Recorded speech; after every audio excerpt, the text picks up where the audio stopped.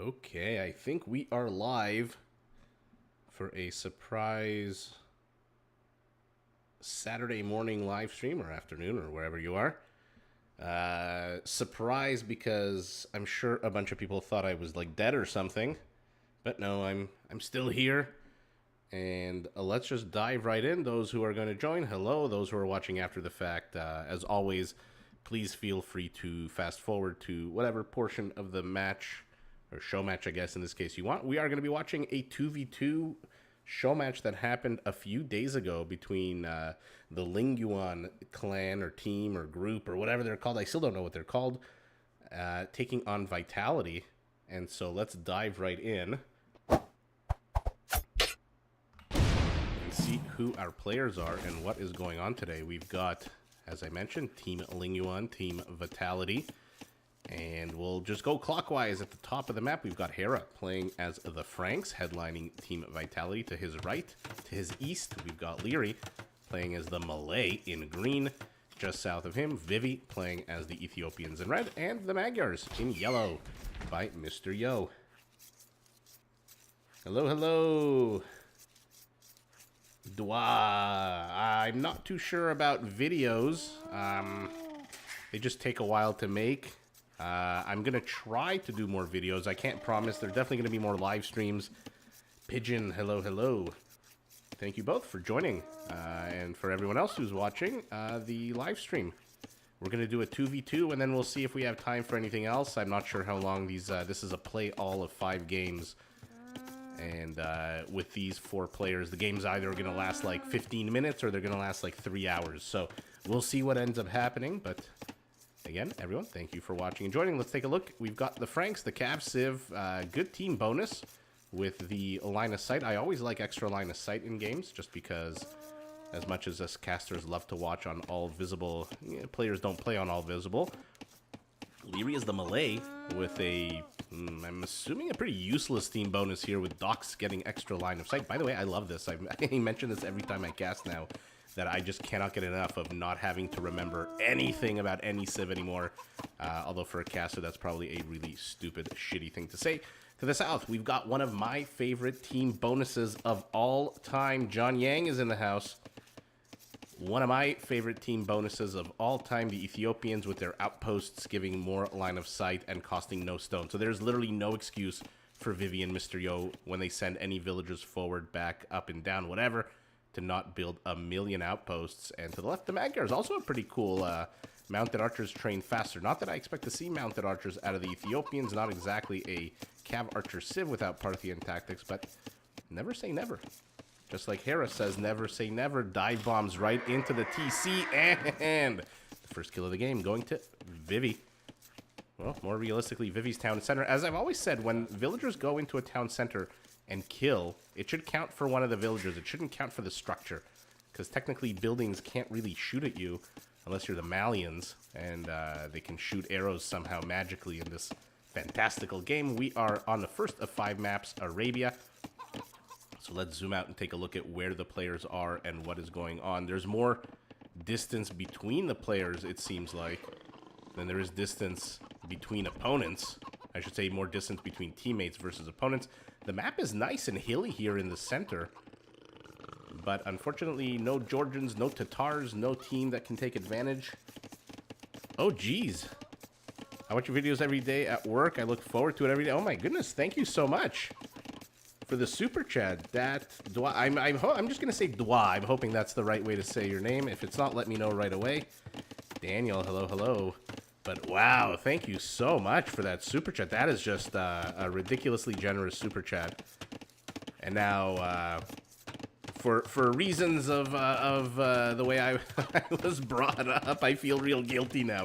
But thank you so much. I appreciate that. And now, yeah, maybe we'll see. Maybe we'll start doing more daily videos, but at the very, very least, and I know I say this every time I live stream, and then there's like a month or 2 months where I don't do anything, but man, I thought having 1 kid would be rough in terms of time and energy needed, but 2 kids. Okay, it looks like Leary after Harris suicided his scout here and his armor is still melting into the grass, decides that he wants to suicide. I love it. The players are such high elos. They know where the opponent is going to build things. And so O'Leary knows that Vivi wants to continue this wall off. It's pretty obvious that he's going to create a funnel here. And so he... shenanigans, let's say. I'm not sure that's a sentence. He shenanigans, but... he done do shenanigans, I guess is the proper way to saying it. But again, yeah, thank you so much for that super chat. That is, again, ridiculously generous of you. Villagers were in a pro game, so they have Loom for sure with extra HP and armor.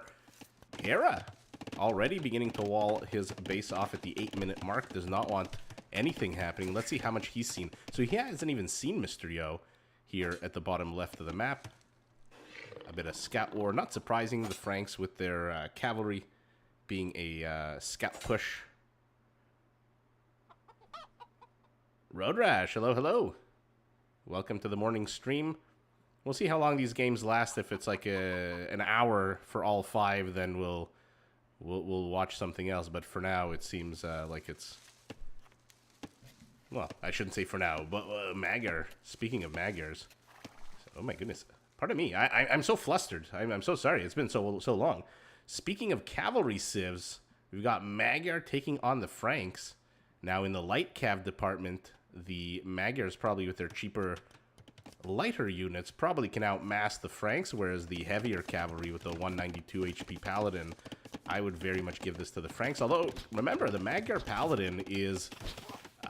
as chunky as you can get without any special features. It pretty much has the 180 HP, all the armor upgrades, all the horsey upgrades, the speed, the extra HP. And so it would be a fun matchup to see some heavy armored men on horses. On the other hand, the Malay, the spam civilization, you have your cheaper elephants, you've got your karambits, and then on top of that, you've got your forced levy, which turns your militia line units into basically just food trash, even though they don't have champions. But boy, can the Malay spam all the livelong day, similar to how the Byzantines can. Okay, we've got a bit of a Mother Day. Oh my goodness, it took 6 archers, 2 volleys to kill an animal? That doesn't seem right. By the way, if you're watching this, let me know how the sound is, let me know how the quality is. Again, it's been a while as I zoom in on this band of chickens. Have they fixed the segregation of the chickens yet? No, you click the browns, just the browns, the whites, the black chickens, the brown chickens. I don't know why it does that. When you click them, it's only that specific feather color. Sounds good on your phone? Perfect. Bye-bye, Scout. Gets poked in the butt with a spearman by a spearman. And Hera's going to try to get a villager here. Are there any of them? Oh, yeah, there is one super weak one, so the villager will die. And this is where the mathematics of the game... ooh, okay, I was going to say are questionable. 3 scouts, or rather 2 scouts for 1 villager, but 2 scouts for 2 villagers. Pretty darn good, even though, again, these are Frankish scouts, so they're full price. Full 80 food. But the economic setback, minor as it is, of 2 villagers, is still nothing to scoff at. It's almost 10% of his labor force, to be honest. Just died. Army counts. 23 for LingYuan. Where is this army going? Is it going to go towards Leary? If so, it's going to have to contend with Mother Nature's Jaguar here, placed ready to attack the archers. There we go. I didn't realize they have to walk right next to it. I guess 11 archers. You know, there's dozen for 12. There's a baker's dozen for 13. What about 11? What's the 11? The cheap man's dozen? Well, now we know how many archers it takes to one-shot a Jaguar. 11, apparently, as 15 Malay archers. Now, the Malay do have a pretty good archer line, he says as he scrolls his mouse over the infantry line. Foot archer-wise, though, they are pretty good, but they cannot compete with the Ethiopian foot archers. Fastest firing foot archers in the game, basically machine gunners.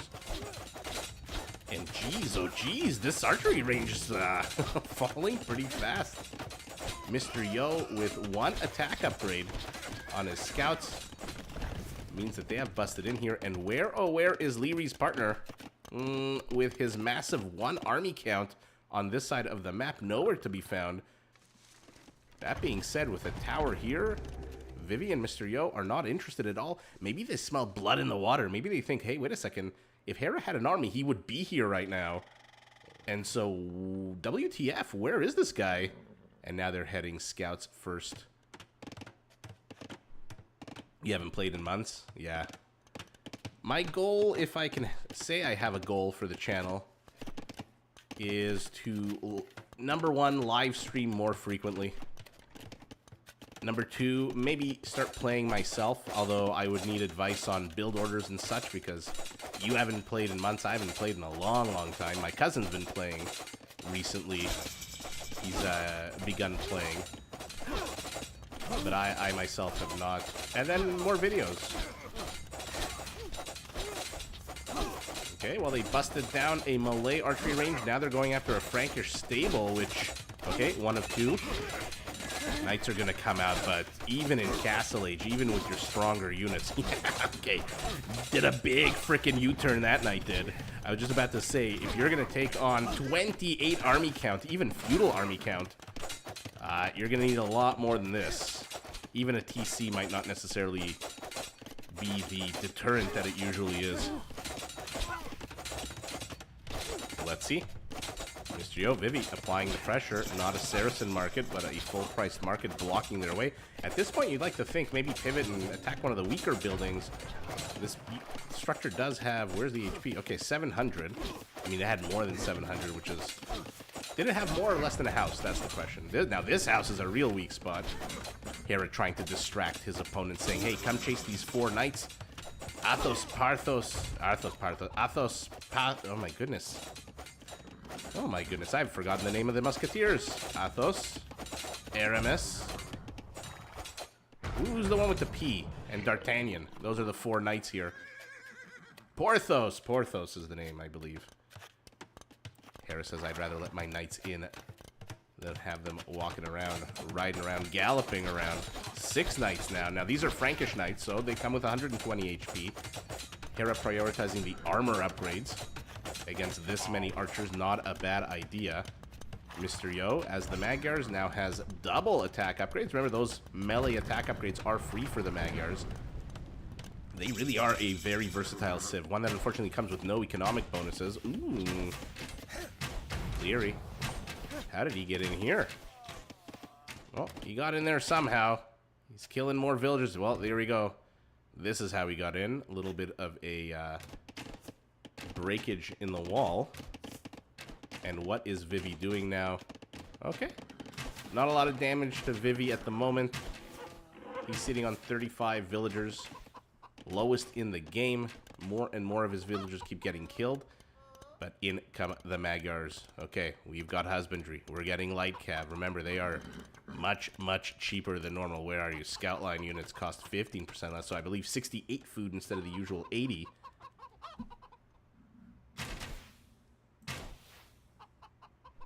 Malay archers trying to push in, but we'll see how far they can actually get. At the same time, Ethiopian crossbowmen. Now 16. Ooh, Hera. This is where line of sight comes in. Very handy, by the way. So that you can make sure you are not running into a trap. Yellow pinging over here, but uh-oh. Uh-oh, Leary. Our Malay tried to take the high ground, did as much as he could. And got absolutely mogged, as the kids would say these days, and bye-bye to that entire crossbow army, but that's okay. Like the Romans, when one legion dies, Leary has already trained another.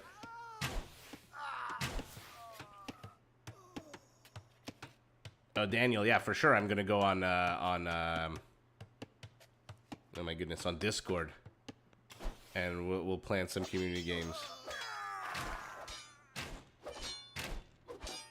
Lutheran Crusader. I appreciate that. I never really got into AoE 4. AoE2 is kind of like, I'm a creature of habit. Like, when I was a kid, I had, like, stomach problems. And so I would basically just eat, like, chicken breast and chicken breast sandwiches. And now at the age of 43, you know what I eat predominantly? Yeah, chicken and chicken breast sandwiches. So I am very much a creature of habit. You can introduce me to the juiciest burger, the best steak in the world, and I will still order a chicken breast at the restaurant. So when it comes to games, I'm pretty much, pretty much the same. One more crossbowman comes out. They're so squishy. Ooh, not Vietnamese, but okay, he survives. Another bolt in the arsenal, even though he is one more attack away from dying. Hera is playing incredibly passive right now. Even though he's getting his upgrades, he's getting his knight count up to 13. Well, there's your baker's dozen. And I don't know. What are the upgrades? So identical upgrades on Magyar. Let's see. We've got... No, actually, Hera's behind. He's just about to finish iron casting. So he's going to have the same upgrades. 2v2. If you're not familiar at this kind of level of 2v2, generally you see the same armies. One player does one type of unit, one player does another, and then the other team mirrors it. Hera is just diving right in. Leary is a little bit further away from the action here, and he's fighting from the low ground. I don't know if this is going to go well for Vitality here.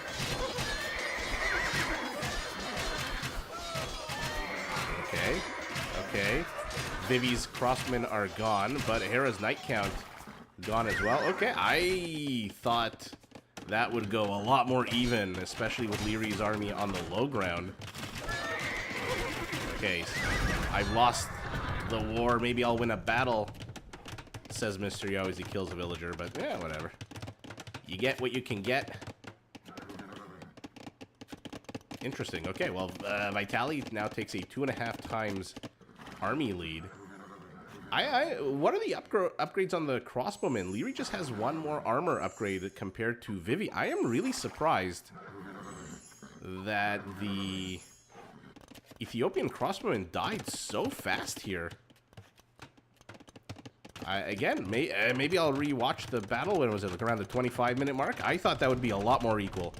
But no, Vitality absolutely wrecking the vitality of their opponent. But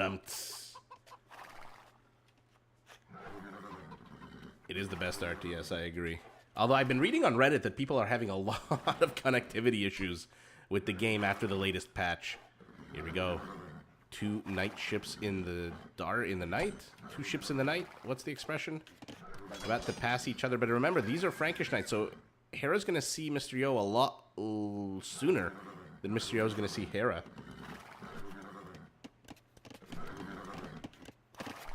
Multiplayer for AoE4. Oh, is there a gap here? Is there a gap here? Hera! Ooh, he almost just absolutely got trapped here.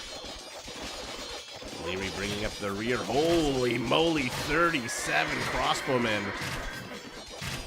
And Vivi making his way over with half that count. Literally half that count. And now, all of a sudden, the pendulum has swung. The pressure is in the south. Hera and Leary free to do whatever the heck they want. More stables for blue. More eco for green. That being said, they are like Spider-Man, very far from home.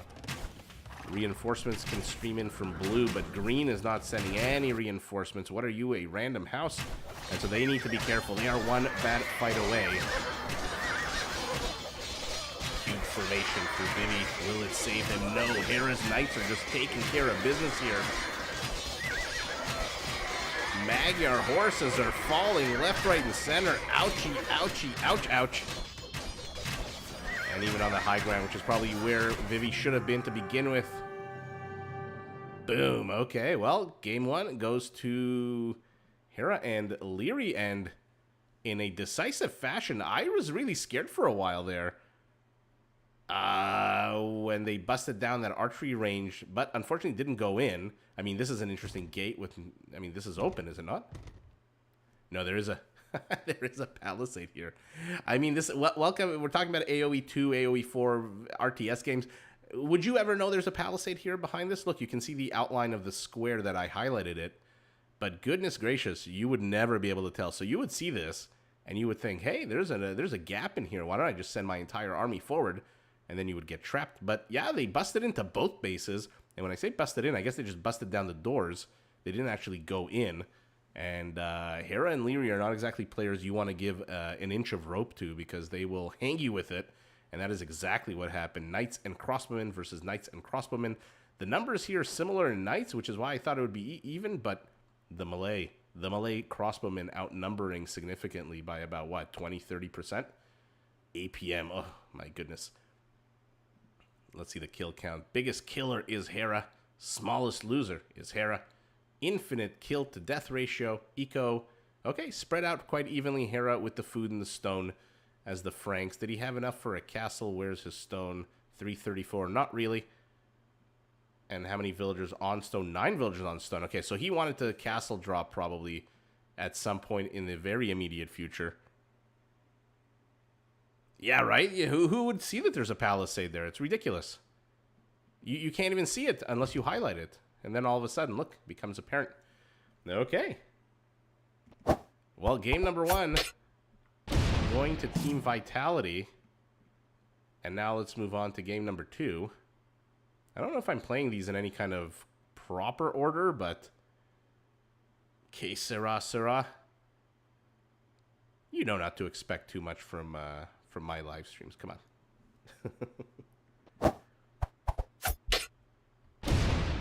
Alright, by the way, we are starting with 9 villagers in these maps. And we are on Arena. If you hear a little click in the background, that's me muting the microphone so I can cough all over my keyboard. Team Vitality again to the north. Team LingYuan to the south. Let's take a look. We've got our Bohemians in green by Larry. Hera playing as the Armenians in blue to the right. Right, actually really close to him is Vivi. This time in yellow. This time playing as the Rootin' Tootins. And then Mysterio playing as the Poles. So let's take a look at... If you're not familiar with what the hell is going on here, this is a... I don't want to say glitch anymore, just because how many glitches can a game possibly have? But this is a way to push the unpushable hairs towards your TC so you don't have to spend 100 wood to build a... well, I guess you're the pole, so it wouldn't be a mill or 100 wood, but any other civ but the poles. Of course, I had to foot in my mouth here. It's a way to push these rabbits, these hares, into the TC without having to attach it, because you can't really push these animals. They don't really move in any pattern, but if you block them off, and if you try to get them to go over here, instead of going through the wall, they'll go to the left. Anyway, little tricks, little nonsense of the game. Let's take a look at team bonuses. The poles, scout line, +1 attack versus ranged. Was it always ranged? I thought it was just foot archers, not like skirmishers, but never mind. Actually, no, what am I talking about? I'm thinking of a different civ. +1 attack versus ranged could come in handy against the Armenians. Units more resistant to conversion could come handy against the Bohemians. If you're not familiar with this civ, they have something called the Hussite Reform upgrade that makes their monks basically trash units. Markets work faster. We'll see if the game goes long enough for there to be trade. And the Armenian team bonus, infantry +2 line of sight. So Hera's getting all these civs with a lot of line of sight. And we're on Arena. Let's zoom out and see where the players are, what's going on. 1, 2, 3, 4, 5, 6, 7 relics in the middle. And we'll see whether the Armenians, whose first fortified church comes with a free relic. So technically there will be 8 relics on the map, assuming Hera does build a fortified church. Otherwise there's 7 in the middle. Arena generally goes, when it's 1v1, follows a pretty standard... I mean, unless you're up against certain civs like the Turks or the Teutons with their tower rush, but it generally follows a pretty standard meta of 3 phases where the players try to rush it to Castle Age. Once in Castle Age, they fight over these physics-defying relics. And then once all the relics are gathered, they hit Imperial. The foot gets on the gas, the armies get built, upgrades, quantity, quality, all of that good stuff, and then they clash into one another. Now, that's usually a 1v1. Let's see what 2v2 actually looks like. So, I mean, I'm trying to think of useful team bonuses. Extra line of sight on infantry. The Bohemians do have the best, if not one of the best, halberdiers in the game with their ridiculous extra bonus damage, +25%. Woe onto any unit that is on a horse or an elephant fighting against a Bohemian halberdier. And there you go, Teuton Tower push We'll see what happens here, but Mysterio and Vivi do not want to sit idly by, and they are pressing into Hera. Luckily for Hera, his resources are kind of in the middle of his base, not really a lot in the forward position here. Whereas Vivi, with 2 patches of resources in the front, is a lot more at risk of any kind of push. Here we go. In Dark Age, your walls do not have that much HP, which means 2 villagers, a scout, and a friend are enough to push into this. Hera, his usual calm self, does not seem to be reacting. I'm surprised he's building the palisades this way and not just 2 more houses this way. This is a lot more work and a lot more time to build, but what is he going to do here? Lemon bushes with the pretty blue butterflies are under siege here by Teuton Tower push. I've always said this, my Teuton Tower pushes should, if you want to maximize the bonus, oh goodness. If you want to maximize the Teuton bonus, which if you're not familiar with the Teutons, they can garrison twice as many units in their TCs and in their towers, which for towers means 10 people instead of the usual 5. Where are you? There you go, 5 out of 10. So if you really want to maximize that Teuton Tower push, you send 10 villagers, because that's what they can fit. So you've got more villagers, a few of them can die. You don't really have to worry too much. Vivi, 3 vills on stone, 6 villagers on wood, which means he should be able to keep putting up these towers all the live long day. The problem is towers are not going to bust into structures very quickly, which is why he's got to keep as many of these villagers alive as possible. How, by the way, is the hair situation here? Okay. Oh no, oh no, oh no. Yeah, okay, he built the blacksmith and then forgot that in this game, when you build something and you finish building it, the unit moves on to the next closest construction project. They're very entrepreneurial, very business-minded villagers in this game. Okay, so 5 vills inside, 3 vills attacking the house. This house has 180 HP. Hera is under siege. Does Vivi have enough resources for another tower? Yes, he does. The question is, where will it go? Hera's got his counter tower up now. So the north, it might remember, but it is no longer a viable option here. Maybe the center, maybe down here. Yeah, here we go. Another tower down here. But wait a second. Random Vill. Random Vill. Mysterio trying to play Interceptor. How do you beat the hardest AI? There are a few ways to beat the hardest AI. Depends on your playstyle. Are you more of a defensive player or an offensive player? That will tell you what to do. If you're a defensive player, turtle up AF, try to get the castle, build some mangonels to defend yourself, and then pump out your unique unit.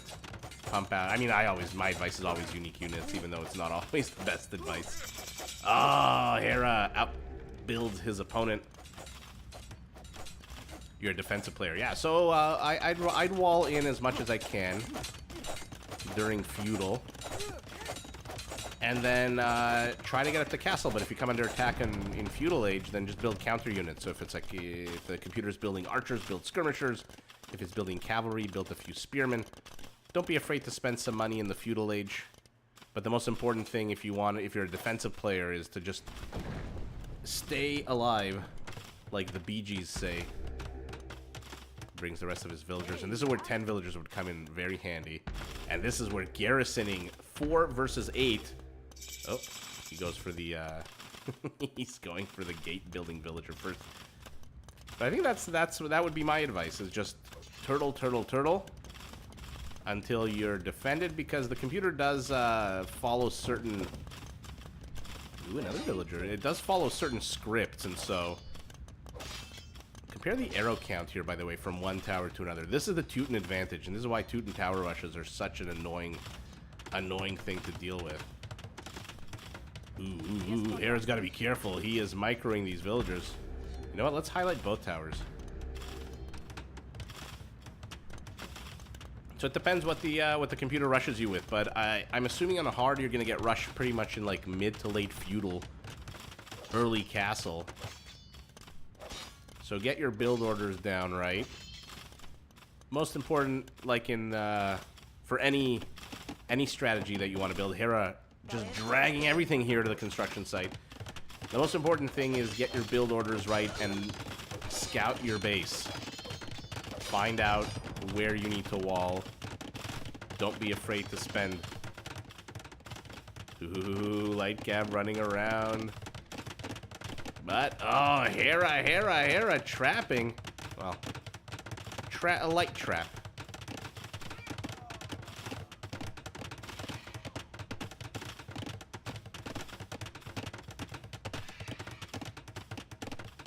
Yeah, if you're a defensive player, I'm assuming you're not going over to your opponent's base and trying to attack their resources, but that's why I asked what kind of style you are, Reddit.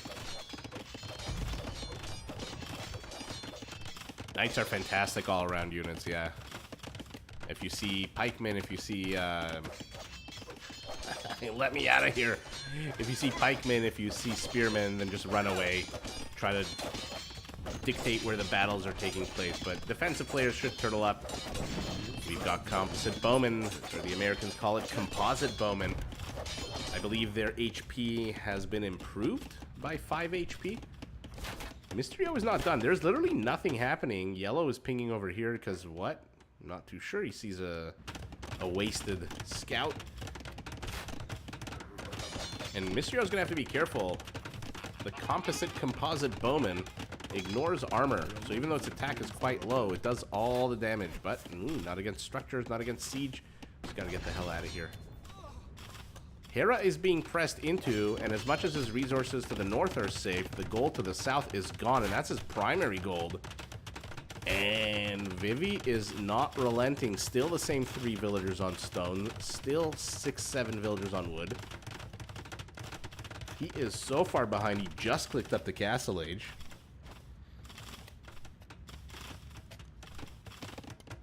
And where is he gonna go? I mean, this is nice for Hera, but if there's another tower... Ooh, Vivi, I would have maybe put the tower here. If there's another tower, Hera's kind of trapped here. And he can't really bust out through the right because these light cav units are going to intercept. Lion attacking the constructing villagers. Oh, no loom!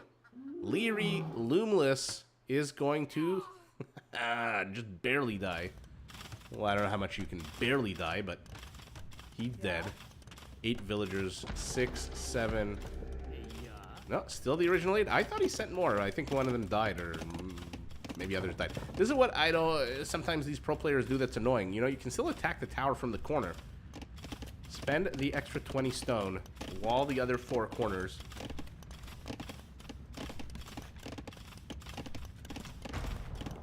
He was loomless? I thought he was loomless. That green villager.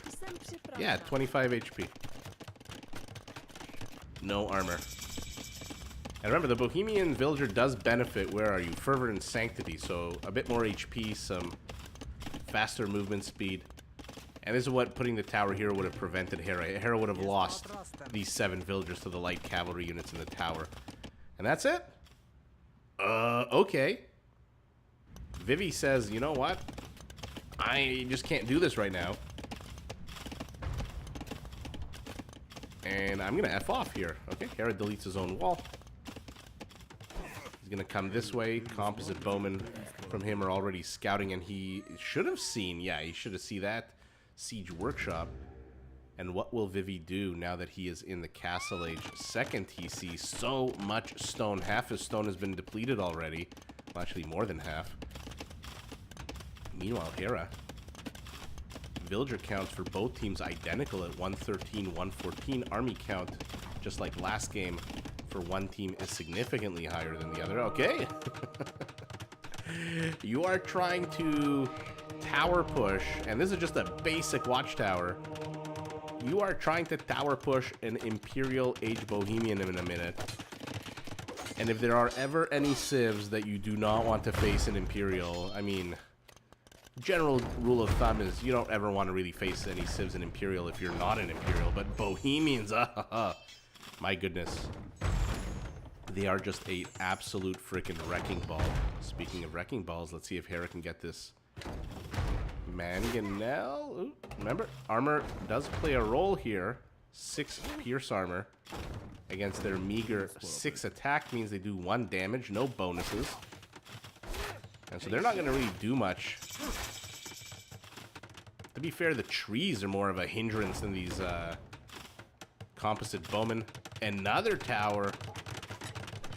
Now, Leary, he does have a good amount of food, a good amount of gold. Does he have enough for Haufnitsa? That upgrade does cost as much as going up to Imperial. But here we go. Pikemen. No squires yet. They'll be faster moving in a few seconds. There we go. But the siege is out for the Teutons. Teuton's an incredibly annoying civilization when it comes to their siege. They do have the only melee armored siege units in the game with their ironclad upgrade. And again, Vivi and Mr. Yo, just like in game number 1, are here and are being annoying. He's got 2 good units against pikemen, but oh no, Leary closes. And let's see if the towers can get anything done here before the pikemen destroy the siege. Bye-bye Scorpion. Bye-bye Mangonel. Or maybe not. Maybe not. 3 villagers. It looks like they're attacking grass, but they're actually repairing the Mangonel. And my goodness. 1 tower down. There's your Imperial Age Bohemian Treb Bombard Cannon. Haufnitsa in 2 minutes as well. How is this Mangonel still alive? Hera microing fantastically. What is happening right now? You even got hand cannoneers with the chemtrails attacking this Mangonel, but the villagers refuse to let it die right up until they have no more choice. What's going on over here? Towers still continuing to be just a bit of an annoyance. Nothing out of you. And Imperial Age pole. Now, what are we going to do as the poles in Imperial Age? What are we doing? We've got husbandry, bodkin, and chemistry. So either we're going to see... No, okay, never mind. We're going to see cavalry archers out of our pole. Forget that. Did he research any of his unique techs? Absolutely not. And so, like I said, you would be very hard pressed when fighting the Bohemian Death Ball. It's just one of those things in this game that's just if you've gotten there, it's like the Persian war elephant. If you see 7, 10, 15 Persian war elephants heading towards you, you've already lost the game. You just don't know it yet. And here we go, the Bohemian Haufnitsa is on the field. And that castle is going bye-bye. Mysterio does not have enough stone. 400 stone is not enough. This unit also comes with a good pierce armor, which means these basic cav archers, not even heavies yet, are not going to do anything but die here. Now, if he can get rid of the halberdiers, if he can distract the Haufnitzas, that's fine. At the same time, I mean, Leary is just playing this beautifully, in my opinion. And this is an opinion of, again, somebody who loves unique units. We are seeing everything out of the Bohemian. Hussite wagons, hand cannoneers, Haufnitsa, halberdiers.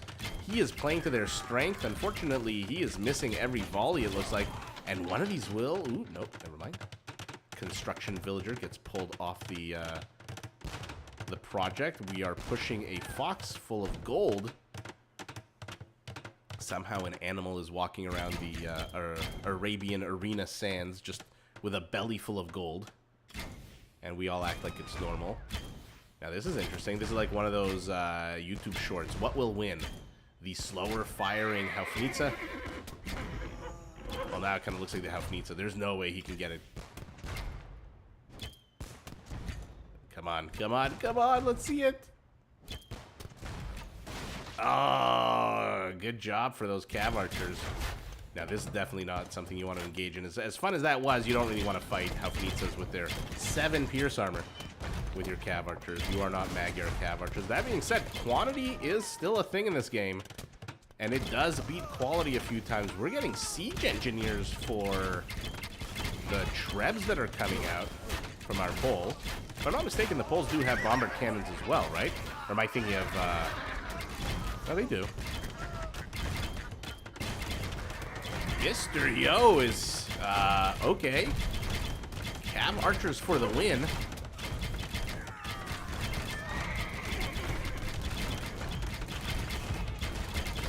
At the same time, it does look like Vivi is back in Hera's base.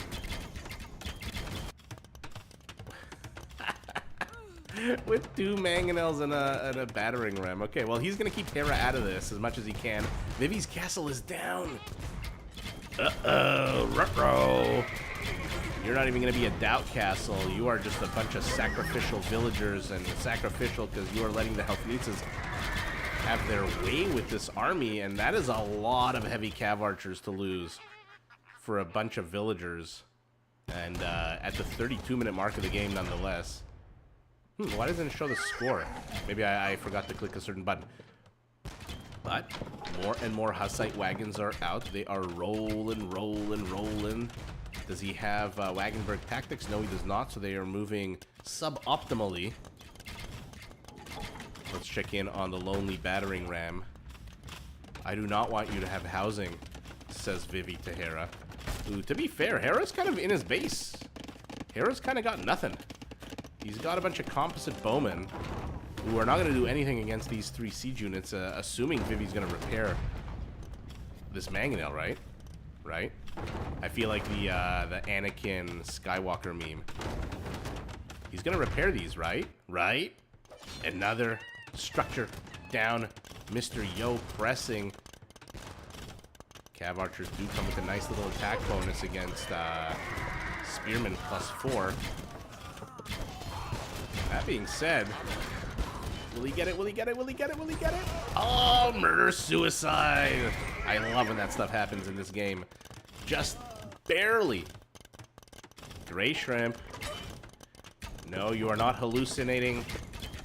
The psilocybin has not kicked in. We are live. And we are watching a fun arena game here that has devolved into 2 1v1s. Now, the name of the game for Leary is continue sacrificing halberdiers while your Helfnitzes try to get a cav archer kill. On the other hand, for Mr. Yo, the goal is to not lose those bombard cannons, because without them, there's not much that he can do. Now, the Winged Hussar is a fun unit. Gunpowder unit +4 attack bonus. So they are a fantastic unit against this massive gunpowder unit. Ooh, for the second time now, Mr. Yo is not really taking the best of fights. To be fair, though, Vivi keeps sending these random villagers to mine stone here. Does he have Lachitic Legacy? Yes, he does. So these are trample damage, gunpowder bonus dealing, Winged Hussar, Vienna saving units. But these are also Hussar killer units, these halberdiers. Again, instead of +32, it is a +40 bonus against cavalry. Vivi with a castle. Not extra range with crenellations. And Team LingYuan takes it. There you go. Not enough halberdiers to protect these units. This unit on its own. What do you... I'm happy to see you too. What do you say about this unit on its own? I mean, unless you got like 60 of them, what do you really say? It's just like a big giant unit that's out in the open, but is incredibly susceptible to just getting surrounded like this, especially by trash units. On the other hand, Vivi, tenacious, like a dog with a bone. I believe these are new towers. I don't know if these are the original towers that he built. Obviously, I wouldn't know things like that. I'm not a caster or anything. But villager population identical. In this game, it's a LingYuan that pumped the army out faster. I did not expect them to go cav archer, really, against the Bohemians. Really did not expect. And also didn't expect the Hussite wagon to die to cavalry archers. I mean, it's an 11 attack against now 10 armor. They do 1 damage, but even back then when he had 7 armor against an 11 attack, that's still just 4 damage. Even 60 cav archers are not one-shotting. Or rather, pardon me, 60 cav archers are one-shotting, and that's how many you need around there to one-shot these Hussite wagons. So I again, a little bit surprised about this move. What did he expect? Maybe he wanted to snipe the Helfnitzes, which is exactly what he did. But really, the combination of units here is fantastic. You've got the dive-in death dealer of the Winged Hussar with these guys in the back sniping. Where are they? Sniping these guys who are trying to close in with their +40 attack bonus. By the way, +40 against a 100 HP unit is already just absolutely ridiculous. On the other hand, good for Vivi. Not giving up This thing is still here, even though it's not producing anything. He is just making sure Hera cannot help his opponent. And to be fair, aside from composite bowmen, what can the Armenians really do here? Their siege is very lackluster.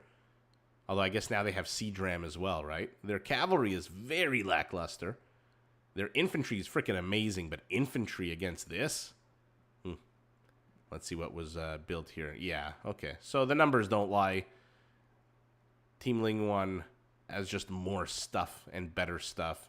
And now with the Hussar stream out of how many stables? 7 stables, not great. Not terrible, but not great. Yeah, well, they won this game. Those winged Hussars. And I'm not sure why Leary kept sending villagers here for the stone. Especially with 3 castles up already, or a 3rd castle coming up. But Vivi looked like he had a lot of momentum here once he pushed back those 2 towers and those 3 siege units that died. But then he just ran up into the Polish wall. Is it Polish wall or Pole wall? In any event, we've tied the series up 1v1. Oh, I see. I have the hide score button clicked. Because, of course I do. And let's jump into the next game. By the way, thank you everyone for watching. Thanks for joining. I'm glad I could be back. And I'm glad that everyone is back. And remembers who I am. And remembers the channel. It is just a, it's just been a I don't want to say difficult, but it's definitely been an interesting year as a parent at the age of 40 plus for the first time. I remember my grandfather would always tell me, have children as early as possible, and I was like, yeah, what do I need children for? I'm going out tonight. I'm gonna go have chicken wings, a couple of beers, go see a movie, go to the casino. What do I need kids for? And now I'm like 43, and after lifting and throwing my son in the air like a few times, my back just gives out, and then I have to go lie down like an old man. But such is life. No complaints for me. Still happy as a clam. But yeah, just explaining why the channel has been a little bit quiet lately. So let's take a look. This time, Hera and Leary are on the southern half of the map, the southern hemisphere, whereas Mysterio and Vivi are in the north. So let's start there. We've got the Georgians. I love the Georgians. Rebuilding things costs, or repairing rather, costs 25% less as a team bonus. Vivi playing as the Japanese, pardon me, galley line +4 line of sight, which on a land locked map called Land Madness is about as useful as that Malay team bonus we saw in game number 1. But wow, we've got a situation here with towers. Last game it was the Teutons. This time we've got the pass-through damage Georgian towers with the Svan towers, and then of course talking towers, you can't ignore the Japanese with the Yasima towers. To the south, we've got Hera playing as the Slavs, a very powerful pound you to death civilization. Their military buildings and team buildings, except for castles, that'd be funny, provide 5 population space. So every barracks, archery range, stable, and siege workshop built.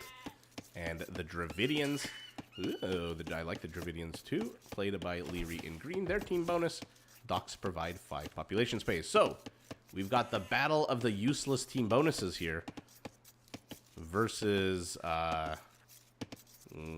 not so useless team bonus. We'll see. We'll see how it all plays out. I'm a big fan of the Slavs. You can smush. Your siege units are 15% cheaper, I believe. Yeah, siege workshop units cost less. On the other hand, the Dravidians are a fantastic infantry civilization. They've got the triple threat Urumi swordsman who ignores armor, does trample damage, and has a charge attack. I mean, come on. That is just ridiculous. On the other hand, speaking of ridiculous, you want to mass up your Manaspas. You will crush through your opponent like cutting through butter. And the Japanese? Well, the Japanese, not the best siege civilization, but when it comes down to it, taking down boyars and hussars and anything else with their faster attacking infantry is always fun to watch. Let's take a look at the map. You're not familiar with Land Madness. Basically, it's a bunch of these chessboard-like squares of forests surrounded by rocky patches. And it's basically, aside from that, just a glorified more pimply, bubbly version of Arabia. And again, we're in a scenario where the players between themselves on the teams are further apart than they are from their opponents. So, a fun map. Looks like a pretty decently sized map as well. Leary heading north. This time, Mr. Yo is back in yellow. So, LingYuan team seems to be alternating their team colors. Whereas Hera's sticking to blue, Leary's sticking to green. Doesn't really see what's going on here. Oh, he is just mere tiles away from discovering where his opponent is, but not Leary's first time at the rodeo. Whoa, but maybe. Mr. Yo, literally a split second too slow to garrison his units. That's literally the difference in these games with the high elo players of milliseconds. Had he gotten into the TC when Leary was still heading north, that scout would have harried. See what I did there from game number 1 where he lost the scout? All right. Land madness so far, not so mad or crazy. We've got a bit of a militia drush here out of our red Japanese. Okay, Leary's completed his Magellan circumnavigation of Mr. Yo's base. Has not seen Vivi's base, nor has Hera. And how much has Team LingYuan seen? Okay, so they've seen just the tip. They know exactly where Hera is. And those militiamen are heading straight there after teefing a few Slavic sheep. That rattling sound you hear in the background tell us that the Georgians and the Dravidians... By the way, Dravidians, super cool feature. They get 200 wood every single time they go up in age, which just means you can basically build one of the requisite 2 structures, or the 2 requisite structures you need to go up to the next age. Here we go. Militia become men-at-arms.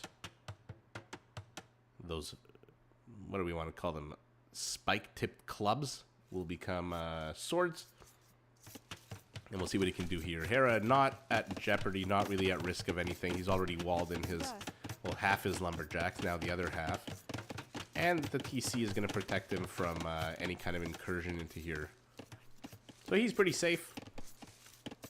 Don't expect that drush to do very much. Now, finally, I guess Hera said, hey, Leary, you try to find the opponent. And again, Leary dive bombs. I don't think he's coming out of this one alive. Maybe. Oh, there's not enough villagers. There's only 4 villagers.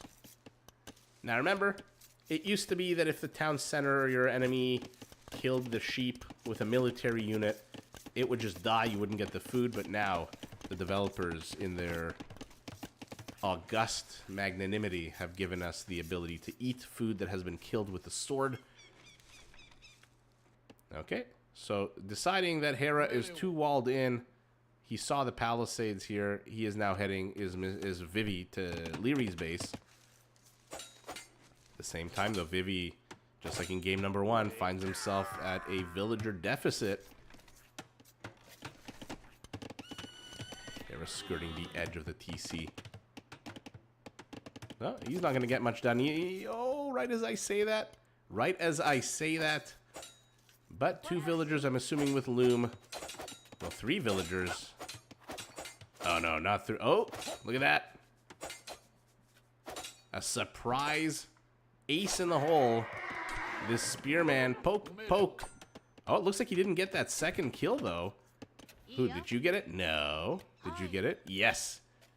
Look at her. Killing scouts, mining gold, crushing that apron. That villager is just absolutely wild. It looks like the 4 the 4 men-at-arms are dead. I'm going to try to see where their bodies are. Yeah, they're dead, right? Somewhere here, buried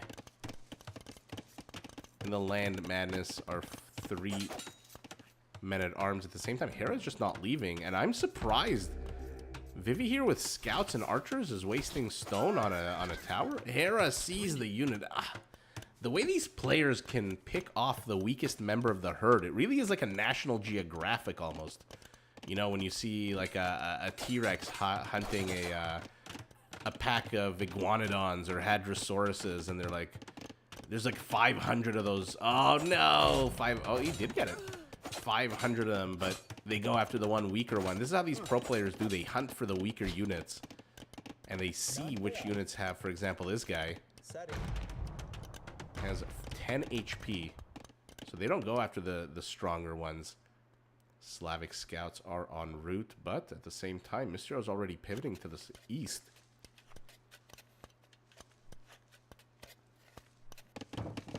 Leary keeping an eye out with his, speaking of low HP, with his 1 HP scout. Hera pinging here. Ooh, he's going to need help here. These 3 archers are going to be very annoying. He loses a villager, might lose 2 villagers. And he will lose 2 villagers. Nope, more berries for you. Oh, he's going to lose 3 villagers. At this point, what's the point of repairing the house? What was the point of repairing the house? Might as well have just deleted it and tried to run, but even then he would have died, so I guess he managed to save a house. Archers are the name of the game when your opponent walls themselves in like this. Oh goodness, Dravidian archers on their way. A dozen with 2 spearmen for backup. Hera, though, he's not waiting, and he's going the wrong way. You might want to lead your enemy into your allies' army here, but oh, Mr. Yo, for a second looked like he was stuck between a rock and a hard place, and then Hera just went north. Is there a way out? Yes, there is, to the north, to the south. Okay, so this army from Team LingYuan will survive, will run away. They split up. And where is Hera? I was going to say, Hera, not known for just sitting on his butt.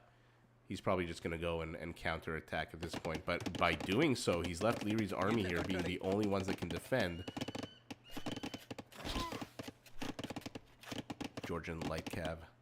I believe nothing particularly special about them. And they are just going to get shooed away at the same time. Let's see if Hera can get anything done, because this base is incredibly open. His units are at 65 HP, no attack, no armor upgrades. So he's going to be able to catch out these villagers, and ooh, Mr. Yo responding just a little too late. Spearman goes down. 2 villagers down. 3 villagers. What the hell took so long to kill that villager? Jeez. I feel like that villager came with Teutonic Knight level armor. Is there a gap in here? Of course there is! Welcome to Age of Empires, where nothing makes sense and your eyes are deceiving you at all times. But this might be a one-way trip here for Hera. We'll see how much you can actually get done here. Just now getting an armor upgrade. Oh my goodness. I don't even know what the hell's going on here. It's so hard to see. But a bunch of villagers died. A bunch of scouts died. I mean, come on. Now it's walled in. And again, you wouldn't know it unless you click the structure.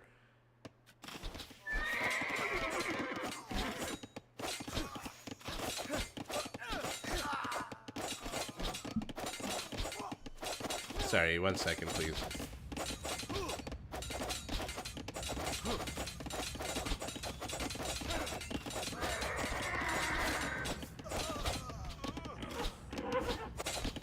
Sorry, I dropped my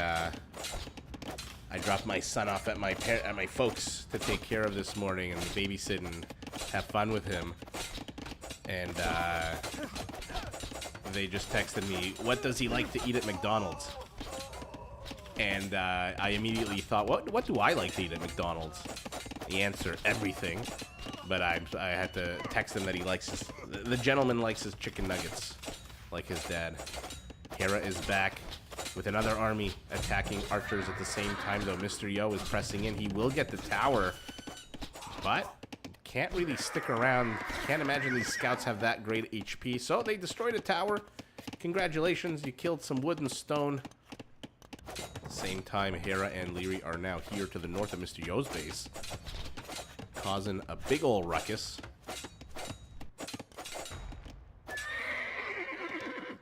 These Georgian scouts are just not finding any kind of foothold here. Another small Dravidian army coming forward. But there's nothing here. Hera says, Hera's pinging here. Probably saying, hey, I don't really need this army here anymore. I'm surprised that Mr. Yo has not taken as much damage as I thought he would. It's probably, like my 3rd or 4th wrong call of the game. Literally to the edge of the world. Hera has chased Mr. Yo. Now Leary is pinging here. because his archers are under attack, and he is drawing that army this way. Hera, though. Hera's making his way over to the south. That's a lot of scouts. 13 scouts. Hera nowhere close.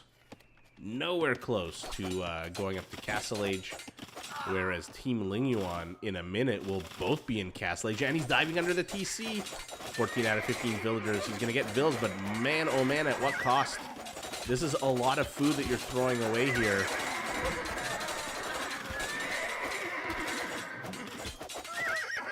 That is a lot of food that Hera just wasted. Sure, he got some units. Sure, he got some kills. And he's going to lose even more. He's going to lose even more. Oh, the last arrow doesn't get it. And he's back. No villagers in the TC. Get in the TC. Cav archers are out for our Japanese. And ouch, Hera just threw away a whole bunch of food. Leary is in Castle Age. And he's going crossbowman. Team LingYuan is not researching any upgrades at all to units, to structures, to anything. And now he's going to have to be careful. As much as this is a larger army, these are crossbowmen. And once they finish taking care of these scouts, they will be free to turn around and micro against the archers. But there you go. Quantity beats quality yet again in this game. And I harp on that point because we've seen so many games where players just refuse to engage because, oh, hey, I'm in feudal and he's in castle. No, no, no. You can still win a castle age battle or a feudal age battle if your opponent is in imperial or castle age, whichever is ahead of you. That being said, you don't ever really want to take a 1v1 fight. Ever. Ever. Archers doing a loop-de-loop. Husbandry coming down for our Japanese cav archers, which are, it looks like, inside Hera's base. And uh-oh, ruh-roh, as Scooby-Doo would say. They are one-shotting these units. Now, he is fighting against the Slavs. Their farmers, I believe, work, what is it, 15% faster? Where are you? Farmers work 15% faster. And so the output per villager is significant. So you can afford to lose a villager or two here and there. Obviously, it's not good, but you can afford to if your units have... it's like Turkish gold miners, for example. You can afford to lose 2 or 3 of them. It's fine if you've got like 20. Because they do their work. They do their thing faster. Both teams retreating, licking their wounds. Random mule cart sees these crossbowmen and decides to peace out back home. Are they on the hunt for this villager? He sees, or does he see? Does Leary see? No, he does not. Ooh, what a lucky villager. What an absolute lucky villager. There we go. Survives to tell the tale. Everyone is in Castle Age in 12 seconds once Mr. Yo finally hits it. For some reason, I thought Mr. Yo went up to Castle Age earlier, but that would obviously be a mistake. You don't like Dravidians on Land Madness? Uh-oh. He's going after the crossbowmen first. Once he gets rid of those villagers... Leary thinking he can take this on, so he's not evacuating the villagers yet. Might be a big mistake. That being said, so far, I don't think any villager kills. No, 1 villager kill. All of those cav archers for a few crossbowmen and a villager. Hera's back. Dive bombing under the TC. He has got a bee in his bonnet. And he backs away. Okay. So half an hour into the game, we've got pretty decently sized battles raging here and there. But the players a little bit more cautious. Nobody wants to lose the 1-1 tie that's existing right now. Even though, again, it's a pure play all 5. Hera now pivoting this way. Let's see what he discovers and how he reacts to it. Sees the market. Villager walls herself in. And in come the knights from Mr. Yo. Georgian knights. +1 attack, +2 armor. Hera, same +1 attack, +2 armor, but his units are weaker. Their HP is already down like what? 40, 50%? Love taps the mill. And it goes down. Now, remember the Georgians with their fortified church? They don't get a free relic like the Armenians, but they do boost the work rate of the villagers by, I want to say 10%? Fortified churches provide villagers in the nighttime radius with 10% faster work rate. Okay. So imagine, you see the square, the aura farming here by this fortified church. Any villager in there works 10% faster, more efficiently. And let's see. These Japanese cav archers. What will they do against these light cav? Now, who moves faster? 165, 154. So Hera's going to catch up to this. The problem is AoE2 does not have great chasing mechanics. Units reposition, they bump into one another, they're in odd formations. Like in real life, you wouldn't line up in a nice little column to chase your opponent like this. You would probably spread out in a line. But AoE2 is AoE2, what you gonna do? And Hera says, okay, forget it. What I'm gonna do is absolutely nothing. Now the cav archers do come, if I'm not mistaken, with an attack bonus against foot archers, right? Where are you? Archers +2. And so Lyri's gonna have to be careful here with these Dravidian crossbowmen. Unless Vivi just runs right into them and loses 5 for absolutely nothing. Is there another one in the middle of this? What the hell were they attacking here? Am I high? What the hell were they attacking here a second ago? It looked like they were attacking nothing. 46 Dravidian crossbowmen are roaming the map, looking for damage. Villager pop identical for both players. To be fair, Vivi is getting a lot of time-wasting use out of these cav archers. Hera has been chasing them since they've been basically here to the south. My favorite monk in the game, the favorite dress code, is healing up these light cavalry. Hera, by the way, the best babysitter of AoE2. His units never die. They always just go back home, get healed up. And this is what I mean by chasing mechanics. Like this is about as messy as you can get. Even when your opponent micros, it's so frustrating if you're playing to have to do this. Even though ultimately, you know, it worked for Mr. Yo. What are the upgrades? Still just +1, +2. That is a lot of light cavalry. 40 light cavalry. Army counts almost triple for Hera and Lyri. And now all of a sudden Hera gets gun shy. You dove into the TC with like 7 scouts, so now you've got 40 light cav with +2, +2, and you're not going to dive underneath the TC? To be fair, there's not a lot of villagers left here. How many are in the TC? Only 12. This might be a better place to dive bomb, but he wants to get some of that cheaper Slavic siege to back him up. No, never mind. What the hell? Okay. This is every person with ADHD ever. You start one task, you don't complete it, and then you go on to another task. Although in this case, I think it's just a mistake by Hera. Oh, he could have had the siege workshop up and running. Oh, this is open. Ooh, how does he do it? How does he do it? Are they trapped? No, this is open. So why are they derping out? Okay, action to the south, action to the north, where Hera's dive bombed in again. Here, not so much a doing anymore. Now, villagers can run into a fortified church. It can fire extra arrows. TC is at full strength almost. The army counts are just massive here for Team Vitality. And I'm not too sure what LingYuan can do here. I mean, cav archers? I don't know that cav archers are going to cut it. I mean, I get it's a big map. I get there's big distances. You want to cross them as fast as you can. Well, what the heck do you do here? Tower down. It looked for a second, it looked like the mule cart had a radius. And behind this, to be fair, Hera has spent a lot of food on his army. He is baroque. I mean, all the players are broke, which is what you want to see in a high elo game. You just want them to always have no resources because they're training and building as much as they can. Blue is pinging over here saying, hey, I'm getting a battering ram, and back is Mr. Yo with his Georgian Knights, but a few of them are going to get converted for sure, right? Right? One gets converted, 2 get converted. I think 3 got converted. 3 conversions for 5 monks? 4 conversions for 5 monks. That is pretty damn good. And all of a sudden, that Georgian army, turncoats that they are, is gone. Wow.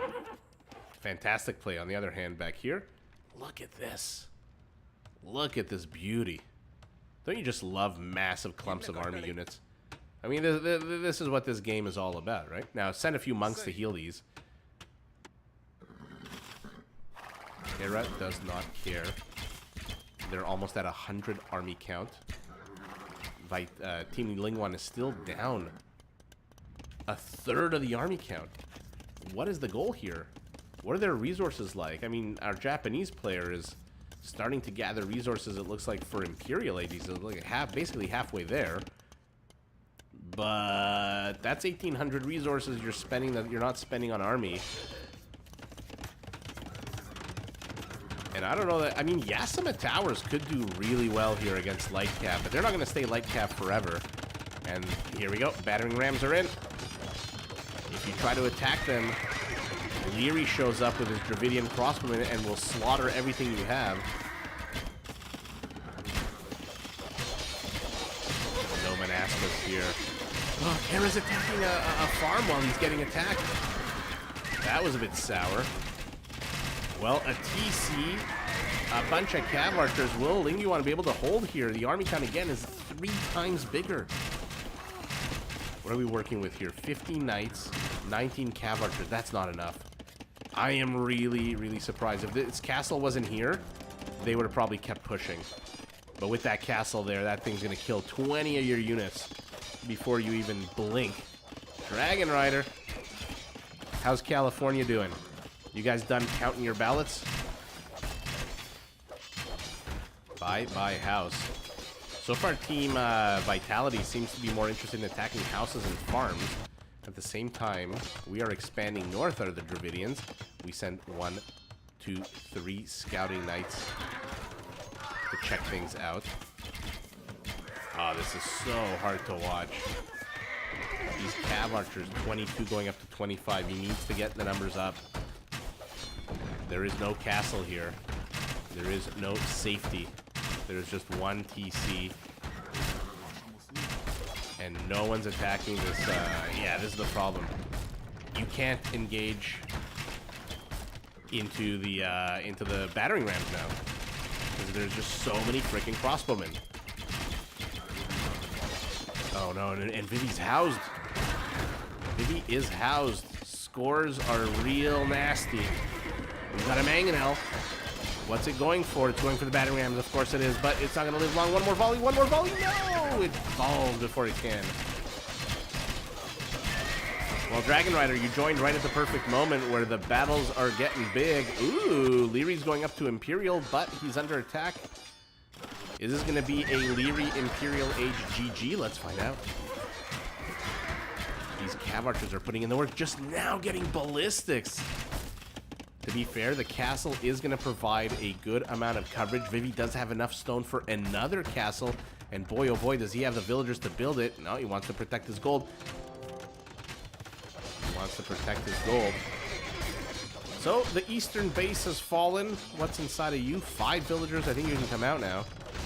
But the center stage is being set for a potentially big battle. Wood and gold are needed right now.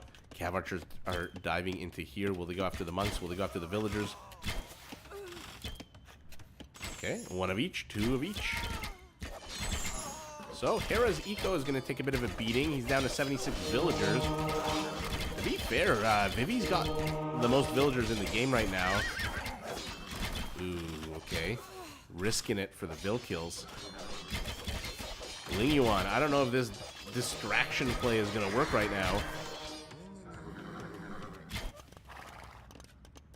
But again, they've re-established themselves here in the center. They've reinvented themselves like Madonna. And we'll see if he can keep pumping out these cavalry archers. Because they will slaughter these Dravidian crossbowmen. Nothing real special about them. Although in In a little while, they might actually become Arbalesters in 19 seconds plus training time. Okay, Hera's army is just hanging out, taking fire. Battering rams. I mean, you've got the villagers. These battering rams are undefended. You can just kill them with the villagers if you wanted to. I feel like Mr. Yo's knights are just not finding the best, the most damage they can this game. Leary pinging here. So far, he is the score lead with his just giant, massive ball of 55. I mean, the second these become Arbalesters, it's going to be GG. He's getting chemistry, he's getting bracer, he's upgrading them to the 9s. The second they become Arbalesters, I expect a GG. There's not much to do here. Although, to be fair, LingYuan's army count is now only 40% of their opponents. It used to be 30%. Trying to hide in this one tile gap, but the monk comes in and pushes them out. Oh, Japanese samurai. Charge attack is reloading. Oh, what a cool unit. Bye, battering ram. Now, to be fair, not the most useful unit right now, even with the charge. Just because there's no other unique units on the field. It is a unit that specializes in killing other unique units. Okay, Mr. Yo. The second I say something about his knights, they managed to get 18 villager kills. Okay, battering rams are done working, so now the cavalry comes in at the same time again. Vivi just keeps distracting with these cav archers. 23 kills is not terrible. And here we go, 27 seconds to Arbalester. Ballistics researched. It is just bad news bears here for Team LingYuan that just keeps losing TC after TC. Vivi is an Imperial, and what is the game plan here? More cav archers getting that bracer upgrade. Well, to be fair, Hera is nowhere close to Imperial. He's got the gold, but not the food for it. Although he's training more, he's birthing more villagers here. Mr. will lose the last of this expeditionary force. They did good work. They got a bunch of villager kills.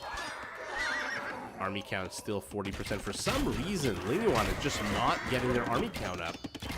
Their villagers just keep getting massacred. Their ecos keep getting attacked. This can't be all the quality. He's got 81 Arbalesters. Oh my god, I see them on the minimap up here to the north, but my goodness. Leary microing his heart out. And for the first time this game, the army deficit is only at 50%. 30%, 40%, 50%. If they can get the numbers up. Villager count, though, is down significantly. 40 or so percent smaller eco. I don't know how much longer this game can last if they can't get their vill numbers up. Neither one is training village. I mean, Mr. Yo's got 47 villagers. Hera alone has 106, Leary with 105. And what can you do? Even with 4 armor against the 10 attack of the Arbalester, it's still such a risky venture. Although, to be fair, not much from Vitality to take down these castles. And one Arbalester finds that out immediately.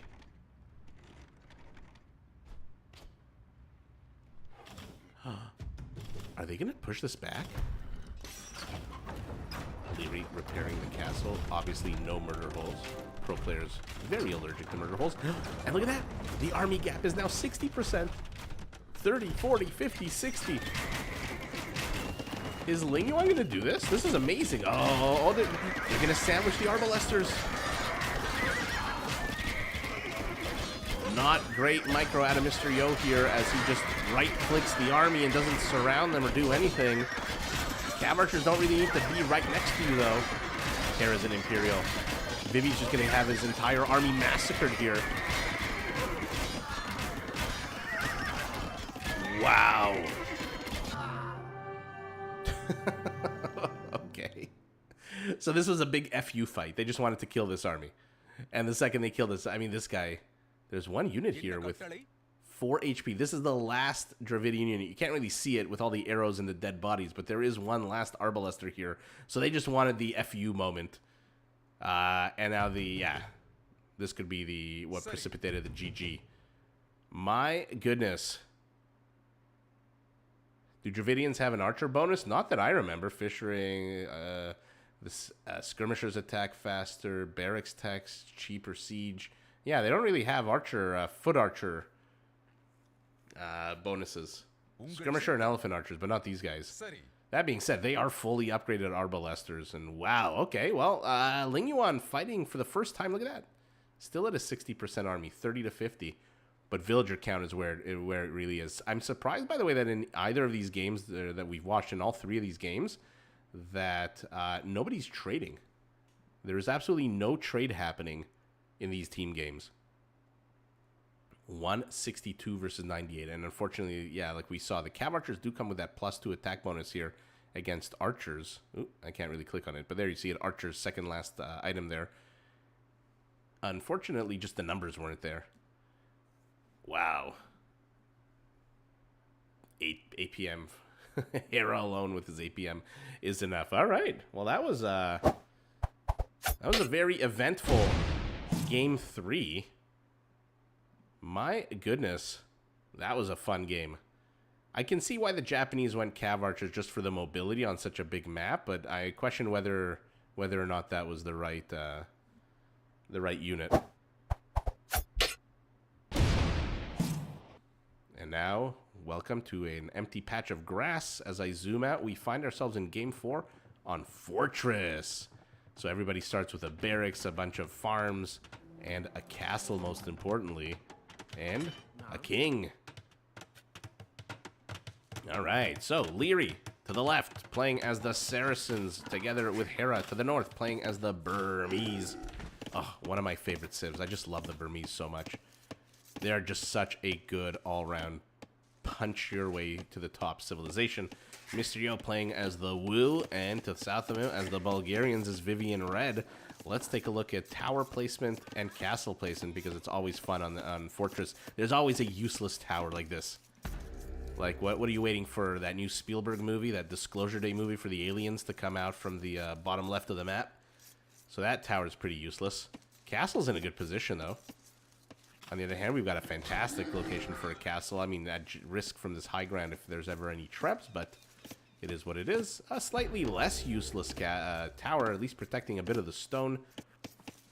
Hera castle also in the forward position. So it looks like the castles are all 4 of them are facing inwards, right? Over here, over here, over here. Is this like a new Fortress map script thing? Where the castles are always going to be facing inwards? Because on the one hand, that's pretty cool, and I like this one defending 2 gates, but on the other hand, if there's a Treb here, what the hell are you going to do against it?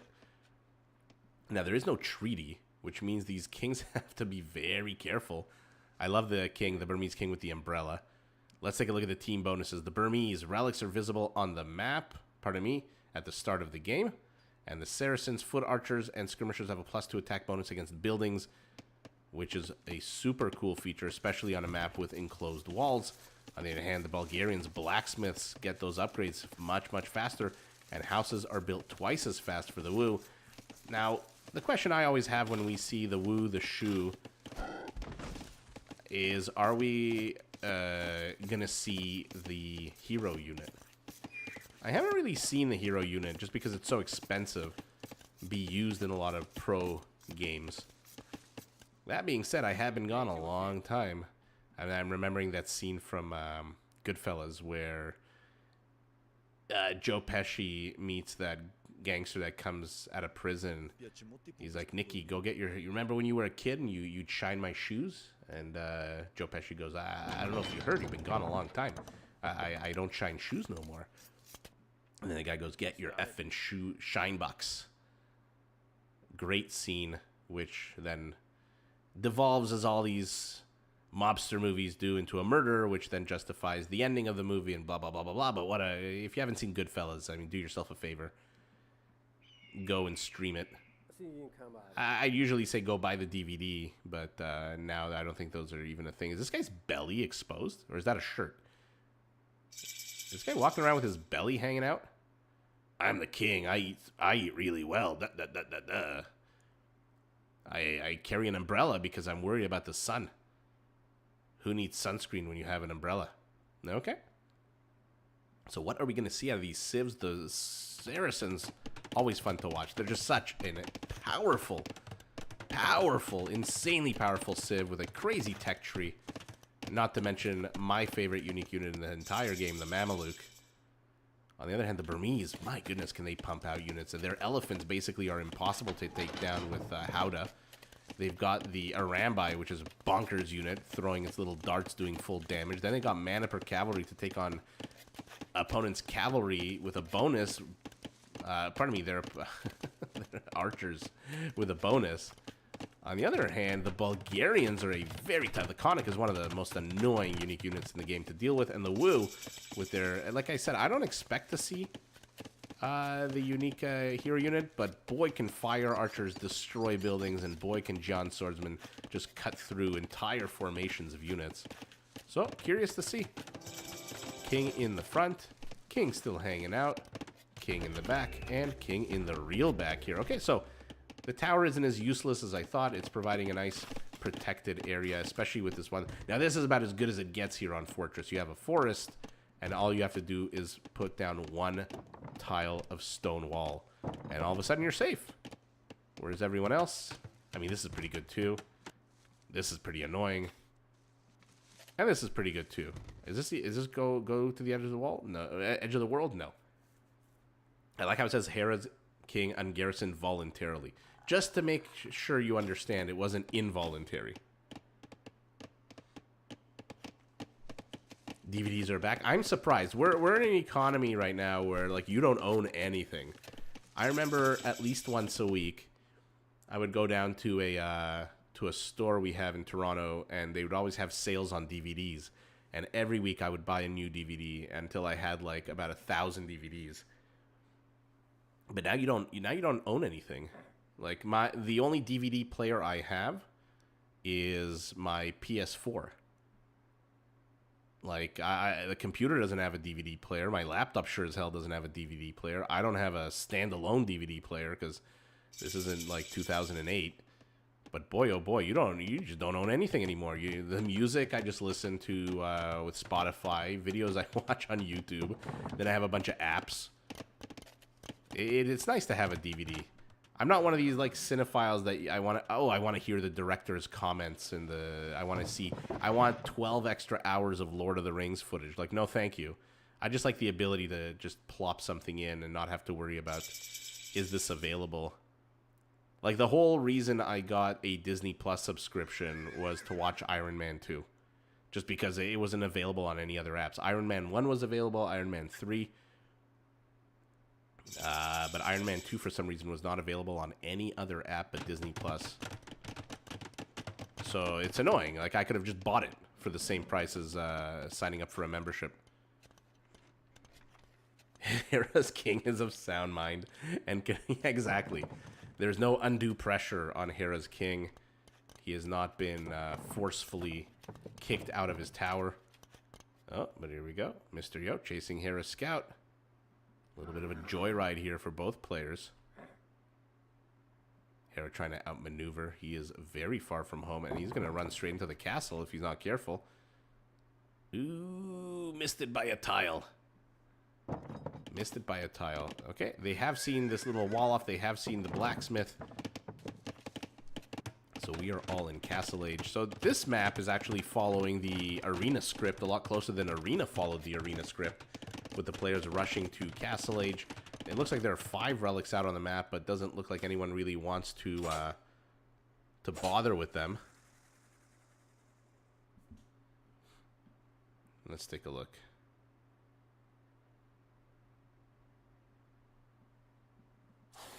Komodo dragon hissing at me as I click and bother him. Here we go, the Arambai are out. The shtick of this unit is that it, pardon me, it throws darts. And if it misses, usually in AoE2, if you have a ranged unit and it throws a projectile at a unit and misses, and that projectile accidentally lands on another unit, it still does 50% of the damage.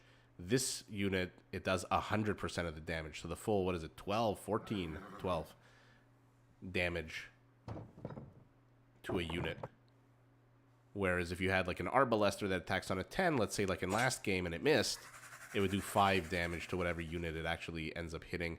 Look at it. Look at them pulling Vivi's scout into a trap. Oh, you got played. You got played, and you got dead. Wow, what a great move here out of Hera and Leary, luring that scout. Somebody called Chris Hansen and let him know that there was been a lure here. And look at that, Mr. Yo. This time, by the way, the colors have switched. Mr. Yo is in green. Fire archers. So again, they attack buildings with extra range. Look at that range, 11. Although I guess I could just do this, right? Look at that. Look at that. I don't need to remember anything. Woo, unique archer unit that fires multiple arrows at units and uses a long-range attack against buildings. So, bye castle. Look at the little fire that it leaves behind, by the way. Beautiful. This is going to be so annoying. So the push is coming in here. The colors threw me off for a second. Town Tunes, thank you so much. Thank you for joining. By the way, a few archers here. Not exactly a crazy amount of archers. Look at the HP on the castle. I'm down 700 HP in less than a minute. That is pretty damn badass. But yeah, the colors threw me for a loop here. Leary is in yellow, and Mr. Yo's in green.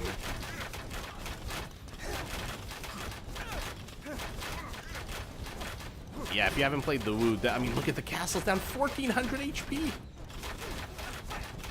What an annoying unit. This is not the Longbowman that needs millions of upgrades and that ridiculous Yeoman upgrades to have its range. This is an 11 range natural-born building destroyer. Now, to be fair, Hera's King is in the back. He has voluntarily committed himself to that tower.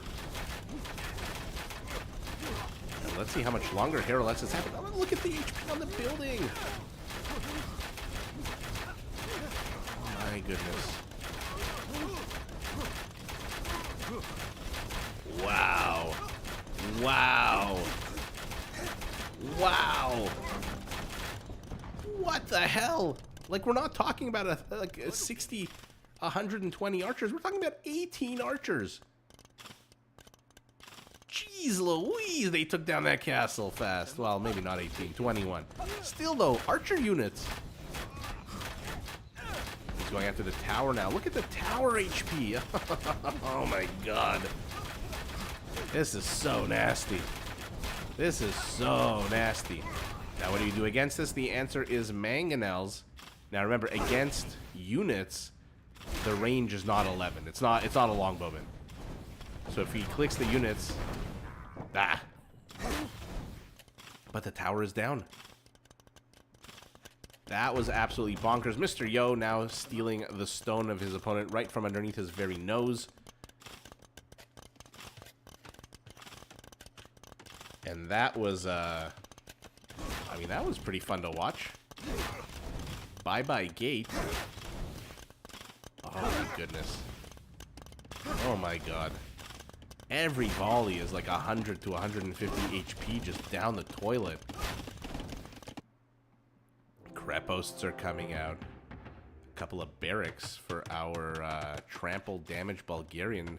Although he's not Imperial, so we don't have... pardon me, not trample damage. It's the Slavs from last game. This is the mini Teutonic Knight upgrade. And here they go, the Conics. Annoying freaking unit to deal with, but is he gonna get any? Is he gonna get any? Nope. Decides to back away, does Hera. He is not chasing into castle fire. Another scout bites the dust. More TCs here for our Woo. Enough TCs here for our Bulgarian. And Team Vitality has a Vil lead, but they do not have a military lead. Look at that, Hera says, how dare you? How dare you try to look underneath my hood with your outposts? But he ends up destroying his own wall segment there by accident, but that's okay, because a tree is here to block it. Now Hera's on the move. He is heading south towards his teammate, who has Mamelukes. Bye. Now, this is a game where Japanese samurai would come in very handy, since everyone is building their unique unit, or training their unique unit. Oh, look at that, he got that big ball whack on the Mameluke's ass. Now, to be fair, the Mameluke can still attack this unit. It does attack on an 8 as a base, I think a 10, if I'm not mistaken, the elite version. Where are these fire archers? They are now going to try to do some damage here. But let's see, Mameluke, ranged melee, doesn't have great armor like all camel units. They don't have 11 range against units. I thought their range decreases. Somebody in the chat let me know about the fire archer. I thought their range decreased when they were fighting actual like living units, not buildings. I guess I could just do this, right?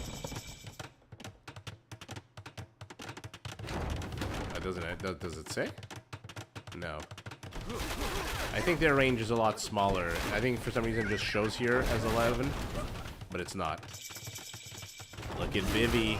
Look at Vivi channeling his inner survivalist, shoving a bunch of units. Now, one thing I will say, if you're ever playing against the Saracens and you see a bunch of Mamelukes, skirmishers are not a terrible option anymore. Skirmishers do come now with an attack bonus against Mamelukes. Halberdiers will be enough to push them back.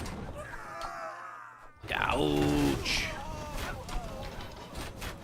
But don't be shy. Train some skirmishers as well. Would not go amiss. LingYuan, 200 villagers to 230. Their army count is double. I think this might be the first game where their army count has legit been double their opponents. And not a terrible army count, too. Although Mamelukes, elite Mamelukes on the way. They're going to be faster. They're going to train faster. They're going to have more armor. Now, one of the cool unique techs of the Saracens is Bamaristan, where they can have a monk that passively heals units. Fantastic if you're going like archer units that are very squishy. And look at that, Leary says, you know what, I don't think I'm going to survive this, so he abandons ship. Or maybe he just wants to plan here, but again, another tower. Look at the HP on this tower, oh my god. Vivi doesn't even care at this point. He's shoving villagers in here. He wants to build a Krepos right on top of a farm. He's going to discover not only a farm, a TC, maybe even a castle. Nope, doesn't see the castle. What he sees are a bunch of Mamelukes who are going to intercept these villagers. Now, luckily for Vivi, these are ranged melee units, which means they miss a lot of the time. Not when you're like moving straight into them, but they do miss a lot, like that. Although that, never mind, that was a bad example. What's attacking you? A Burmese trebuchet.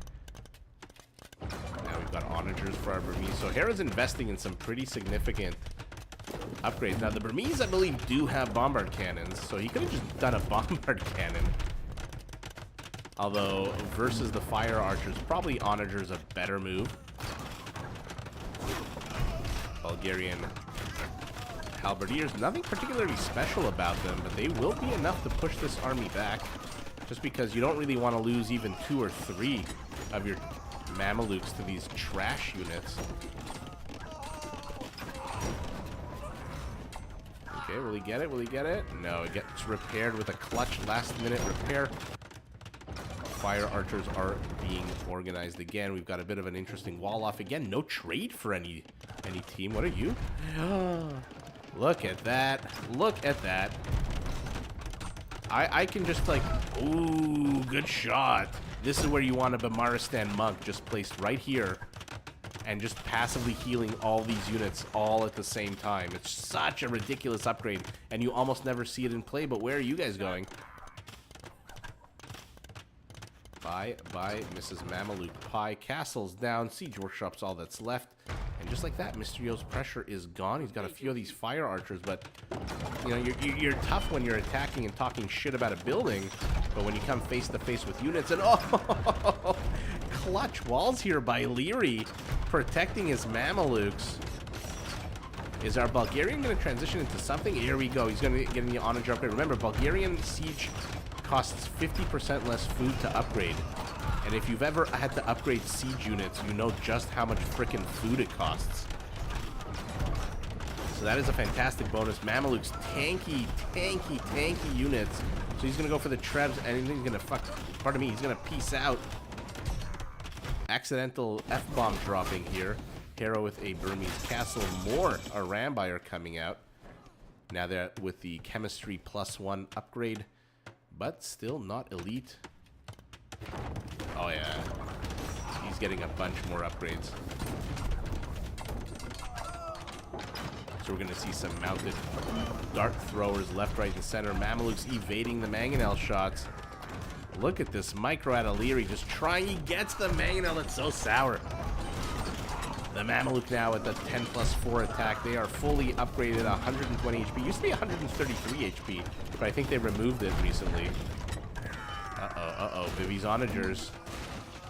Ooh, no siege engineers for another 20 seconds, so they're going to be tough.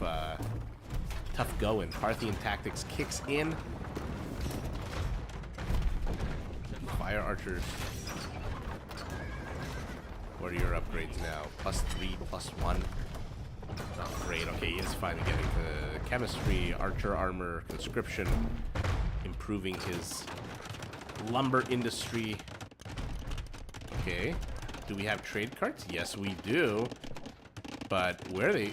No. This can't be your trade. What is this, like 1 gold? Alright, well, opting for the safe route is our team vitality. And this is a very interesting situation here, because yellow can't really engage into red. Red is saving a lot of resources, and they're going into, I'm not sure what.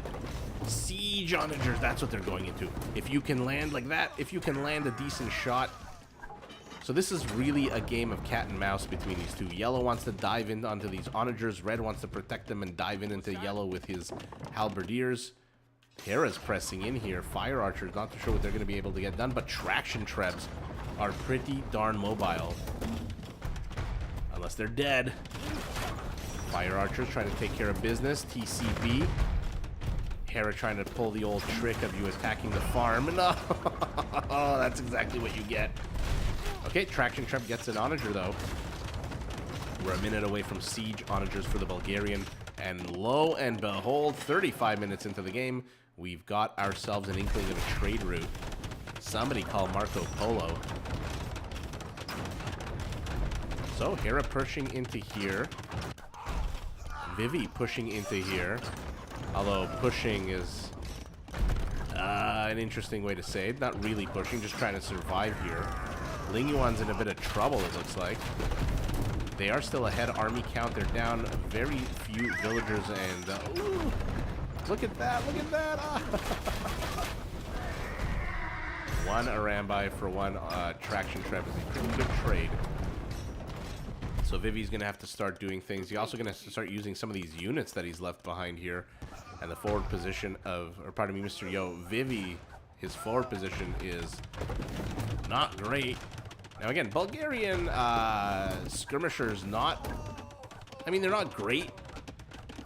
They're not terrible. They're not great. But they do come with an attack bonus against these Mamelukes. So I'm a little surprised why pro players never really add in a few skirmishers. That was a fantastic attempt there. But he loses 2 onagers for it. That is sour. Leary not paying attention. Halbs are closing in, but now the castle's going to go up, and these halberdiers are basically have reached their best before date. The same token, Hera can't really press into here with so many fire archers. The Arambai range is not great, like the Mameluke. So it's funny that both players are going their unique units, which are very powerful units. Oh my god! The Komodo dragons in the middle of all this. They're not great. They're not great in terms of range. The Mameluke, I think, is stuck at 3. Yeah, and the Arambai is stuck at 5.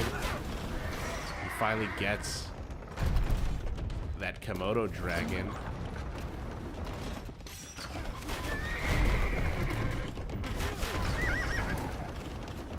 Where is the siege? Okay. Ouch. I feel like that should have done a lot more damage. But here's where the Saracens really start being annoying. It's a very gold-intensive civ, and the trade is finally up. 111. Whereas for you guys, it doesn't look like there's any trade. The king's running away. 110. Leary's also walling off the trade route. Or at least the center leading into the trade route. But this is where the Saracens get real dangerous. If you give them the gold, they will demolish you. They are just such a powerful, tanky civilization. Four. Oh my god. Ah, so many fiery balls. You think you were like Sailor Week in New York? Oh my god. Here we go. Blue. Halberdiers. What are their upgrades like? Doesn't really matter. They're all dying. No final attack upgrade. No final armor upgrade for another 10 seconds. But they're doing the job. They're keeping the Arambai in place so that these fire archers can get to them. The problem is Vivi's collapsing here on the left. We're seeing like two 1v1s here, like we saw the last game. And let's see the dance between the fire archers and the Arambai.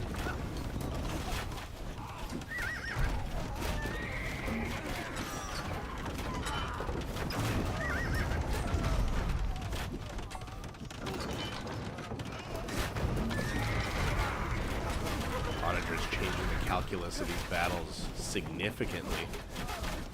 Such a fine dance. Oh, what the hell are you gonna do against 7 bombard cannons with an 8th on the way, 3 Trebs, fully upgraded elite Mamelukes? The Bulgarian, I mean, unless you magically start pumping out 5 siege onagers at a time, I don't know that streaming in a few Halberdiers is going to do very much. The same token, now these are fully upgraded elite Arambai.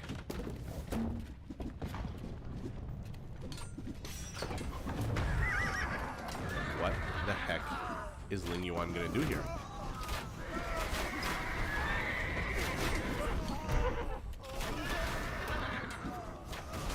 Mr. Smith, thank you so much. I'm glad you find it soothing and not annoying.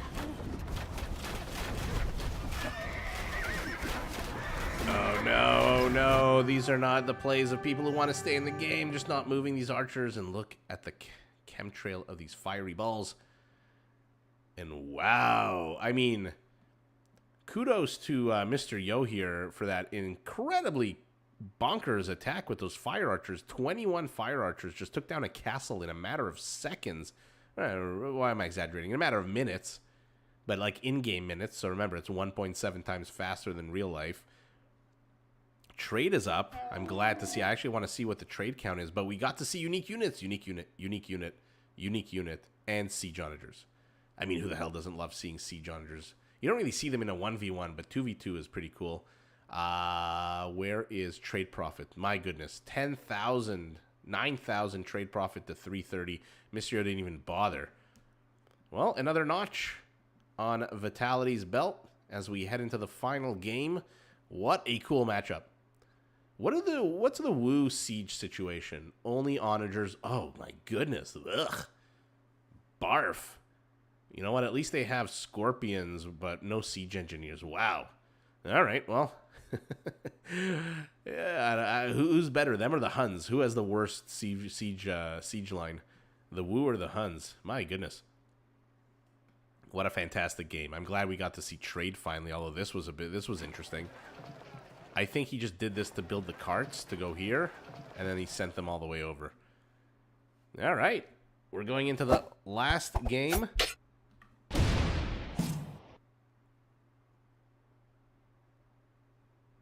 And let's take a look.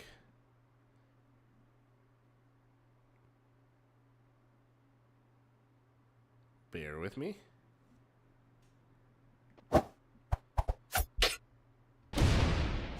Ooh, we are on African Clearing, a nomad style map where the players have to actually build their TCs first. Always a fun map. Food. Mad scramble for food, although it is pretty plentiful. Where's the button? 50,000 edible food on this map. Lots of little lakes to take your shore fish. A lot of cracked terrain. So let's see, Mr. Yo playing as the... I always pronounce the name wrong. Jurchins? Urchins? I'm just going to say Jurchins. I think it's a hard J because like if it was a European civ, I would say maybe it's like a soft J. But I think it's the Jurchens and the Gurjaras in yellow by Vivi. So we're back to our standard colors here. Hera playing as the Mongols on a map like this with hunting. Mongols are pretty OP, although in Hera's hands, Mongols are pretty much OP. And the Romans. Okay. All right. Let's see what the Romans can get done here. So let's take a look at the map because the LingYuan has built themselves a nice little compact base here. Now that's, on the one hand, good because you can reinforce your teammate if they come under attack. On the other hand, you run out of space fairly quickly. And so you then start running into situations where there's potentially buildings overlapping one another. Things are confusing. One villager trying to kill the rhino. Oh, get him back, get him back, get him back, get him back. Where are you going? On the other hand, the distance between Hera and Leary... I mean, I'm just going to scroll. Look at this. Look at this. Look at that. That's insane. That is a crazy distance between these two players. Literally the entire map. Okay. Will it hurt them? Will it help them? Like I said, this seems like a good idea. Pardon me. Yellow and red being right next to one another. But again, you can run out of space very quickly. And then you have to expand. Then buildings are on top of one another. And then it's annoying. But we're not there yet. Let's see what actually ends up happening here as the players begin expanding to the periphery. If you're not familiar with this map, there's a whole bunch of palm trees all across the edge with a bunch of baobab trees. A random sheep going to explore. So Hera sent out his sheep tentacles to explore the map. Leary doesn't seem like he's very interested in exploring at this point. He just wants to get his eco up and running and see his immediate surroundings. It doesn't look like Team LingYuan is exploring at all. I mean, it looks like they sent a sheep here and they got took. Yeah, everyone's just kind of exploring their immediate area and their immediate surroundings. I'm just going to mute the microphone for a second because I have to cough.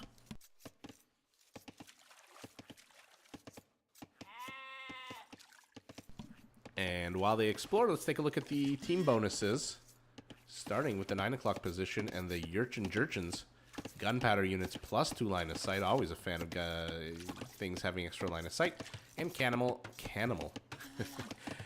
and Elephant units training 25% faster. Now they do have gunpowder units. Do the Gurjaras have pretty good gunpowder units, although no siege engineers. Okay. Pinging over here is Mysterio. On the other hand, the Mongols, we know their team bonus scout line units come with extra line of sight. And the Romans, with their faster constructing buildings, Scorpion minimum range reduced. So Mongol Scorpions that already move lightning fast thanks to the drill upgrade are now going to have minimum range reduced. Ooh. We'll see. We'll see how that, if this map is a Scorpion map. Because, again, the distance is not that great. It's a pretty normal distance here between Hera and, let's say, LingYuan. Whereas LingYuan and Leary, hello. This is like the guy that lives in the lighthouse alone in the middle of nowhere. At the tip, at the edge of the world. The Willem Dafoe character that just goes mad and, like... doesn't know what the hell is going on. He goes outside, there's a bunch of zebras and sheep and rhinos and empty land. And, well, where am I? What's going on? Whereas Hera's pretty much in the thick of it. And the wall off begins here. So this is the name of the game. You're just going to wall. This is a pretty big map to wall. Just because of these giant open spaces. How many villagers on wood for our Jurchen? Only 4. So, I don't know that he's necessarily going to be able to wall anything other than the periphery here. Barracks in the forward position. Has he caught wind of where Hera is? Okay, so, LingYuan, this is their vision on the map. They have no clue what the hell's going on. Bet they wish they were the Vietnamese and they could start the game knowing where their opponent's TC is, but no, they have no clue what's going on. On the other hand, Neither does Team Vitality, and let's see. This is the one scouting unit left on the map. And let's see if Leary's Roman sheep can discover anything. I mean, oh, look at that line of sight. Nonsense. If only he had pivoted a little bit south. Now, to be fair, he might run into Mr. Yo here in his journey across the desert. Leary, first to feudal age, immediately gets upgrades for his lumberjacks.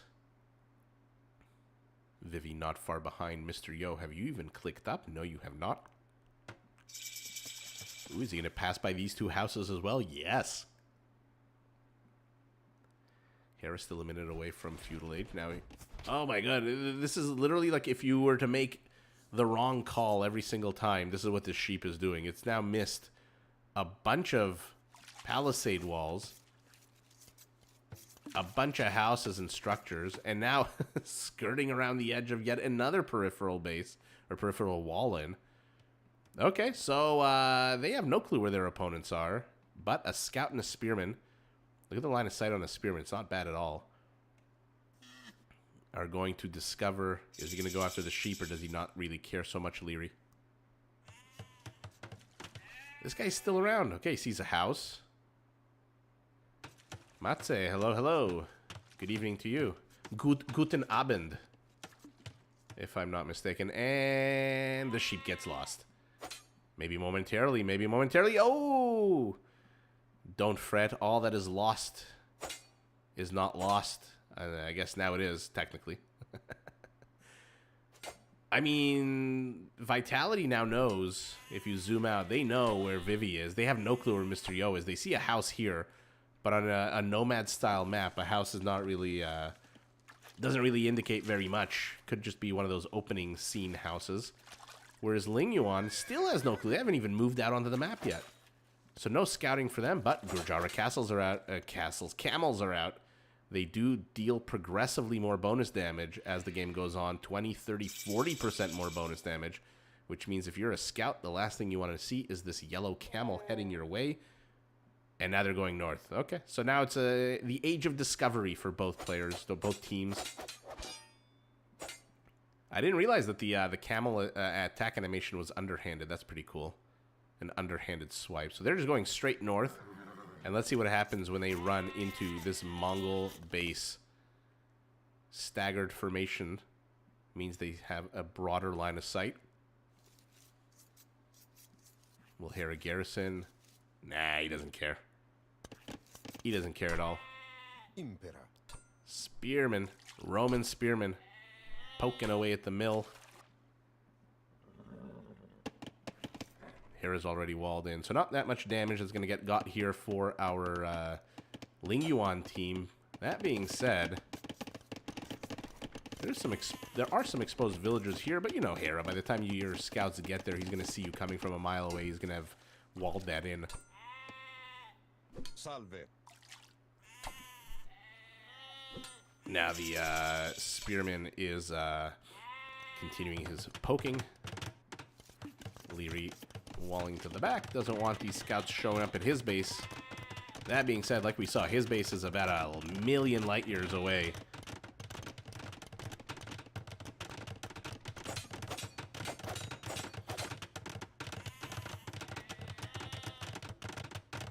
And there we go. Hera, villagers exposed a second ago, not exposed anymore.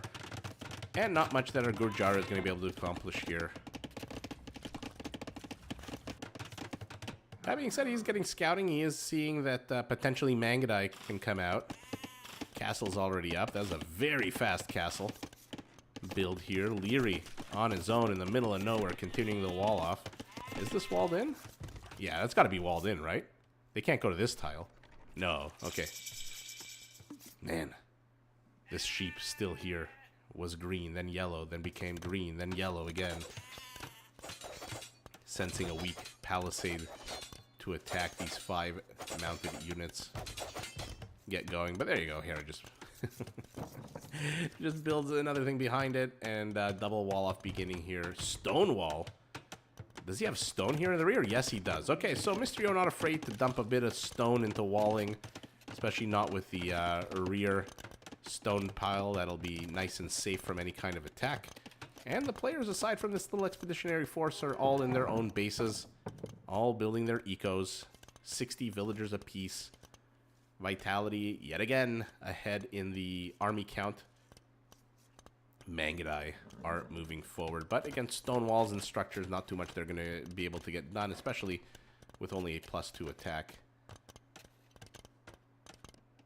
Sheep is here. It's hard, a little hard on the map to see the yellow army.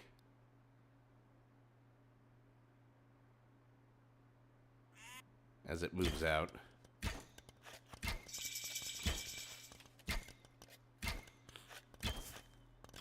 Are they attacking the blacksmith or the palisade? 1, 2, 3 town centers here for Leary. One of them outside of the safety zone. Sheep continuing their discovery. Are they finally going to discover where Leary is? Yeah, he finally finds the Roman, who now begins another wall up. But these are melee units, so you can just repair right underneath their very nose. Na boo boo, says Leary. Vivi with a second TC. Mr. Yo, not much ado in here, continuing with the Cav Archer play. Gonna lose another sheep. Cav Archers have taken a bit of damage, so we'll see what they can accomplish. Now, Shravamshas are definitely going to be very useful against Mangudai. This is a unit that dodges arrow fire. You see that white bar underneath? It does dodge arrow fire, so the Mangudai are pretty useless against it, unless they come in vast quantities, and 4 is not a vast quantity. Again, with no melee behind this, these units are just going to be butting their heads literally against the wall. But the Cav Archers are coming. Upgrades on them. +2 attack and range. Ooh, Shravamsha see Leary's Roman army moving. And by the way, this is a lightning fast unit. Look how fast it is. What is it, 1.6? 1. Oh, he doesn't have... Does he not have husbandry? Where are you? There you go. No, he doesn't. So it's 1.6 instead of 1.76. LingYuan army count is larger than their opponents. And now Leary might be in a bit of trouble here. Not really much you can do to back this up. In come the Mangudai. Where the Shravamshas? Send them up here. Ooh, I don't know that you necessarily needed your entire army. Hera is picking off the units that cannot dodge arrow fire. The same token, there's that cheap Roman Scorpion. What is it, like 30 gold, 40 gold instead of 75? It's such a ridiculously cheap unit. But LingYuan, they have to be careful. They do not want this to be a one-way trip. Somehow a Shravamsha rider dies here. And Vitality is defending well. There's a monk who's going to convert these units as they try to get the Scorpion. Monk dies, Scorpion dies, another Scorpion's going to die. But on the left side, these Mangudai taking care of business, killing those Cav Archers. And now this is definitely a one-way trip for yellow. But is this open anywhere? No, it is not. What is the weapon that a Shravamsha holds? To me, it looks like a gardening spade. I don't know what the weapon is. It's like a spear almost. Oh, just look at this. Look at this. Look at this time wasting by Vivi. And how many Mangudai does it take to kill a Shravamsha? There's your answer. All right, players are safe, each in their own little niche. Mr. Yo finally gets the second TC. His teammate added a third a little while ago. Hera's on 2 TCs as well, but Leary's on 4. So the eco for Vitality should start surpassing their opponents very quickly. It's already up about 5%. That being said, Mr. Yo is still here, still being annoying. Army count now half. So the natural order of this show match has returned, with Vitality having double the army count of their opponent. No one's going after relics. Nobody cares. A 3rd TC for Mr. Yo outside. Okay, so he thinks he can put on some aggression here. Definitely needs gold, and that's another thing when you wall in so close to your teammate. Resources need to get shared, whereas Vivi and Hera are free to basically just take whatever resources wherever they want. They don't have to share nothing.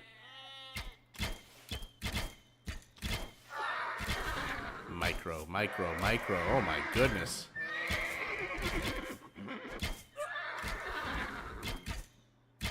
Yikes. I mean, they both have ballistics. Hera's unit with 3 HP is on the front lines, and it is not dying. Okay, now it gets...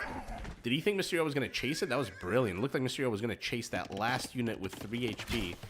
Diving into here to get 1 villager at the cost of 1 cav archer. Not sure that was worth it. Yellow pinging over here. Where's that Roman spearman? Oh, the Shravamsha should be able to get this. Ah, attack upgrades. Just now getting forging, so the attack upgrades are not great. The armor upgrades are, as is the dodging mechanic. And it looks like they've got full dodging mechanics, but this might be, I don't know, 11 Mangonite doesn't seem so scary to me. They can't really one-shot a Shravamsha rider. Now he has +1 attack. The Shravamsha is faster. Oh, Mr. Yo comes in, but where are you going? Go here. They are trying to sandwich Hera in, and they are going to do exactly that. There's nowhere here for blue to run. Maybe to the right. And that's exactly where yellow thinks he's going to run, so he's moving there. But now, fancy games out of Vivi to distract the Mangadai. And distract he does, but in comes a relief column. 9 more. What are the upgrades? +2 attack for red, +2 attack and 1 armor for blue.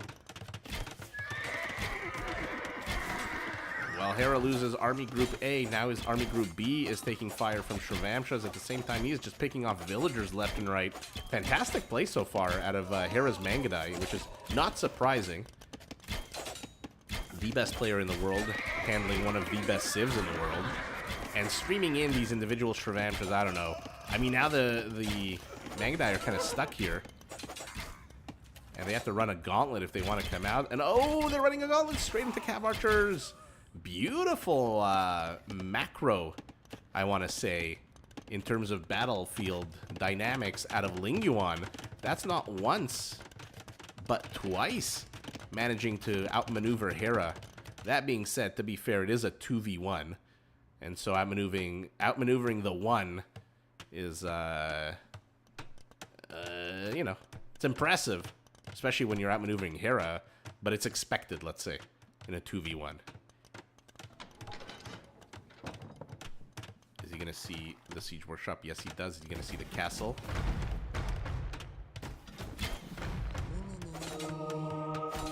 Wololo's going down. He sees the castle now. But he's pot committed. He's going after those monks, and he's going to lose his entire Cav Archer forces, Mr. Yo, just to get 1 monk. Ay caramba. Shravamshas get converted. We've got Roman Shravamshas on the field.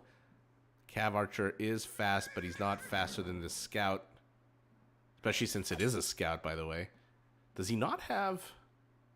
He also doesn't have husbandry. What is going on in this game?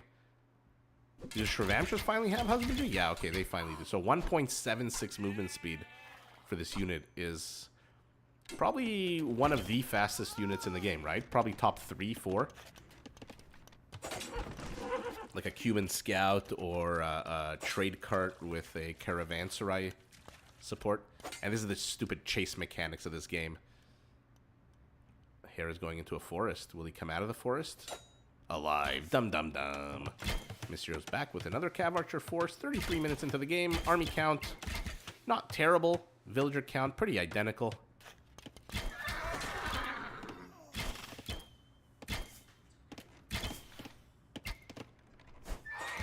And again, the 2v1, not too difficult to outmaneuver your opponent when you've got double the army count. Same time, Mysterio's back. He's being annoying with a small clump.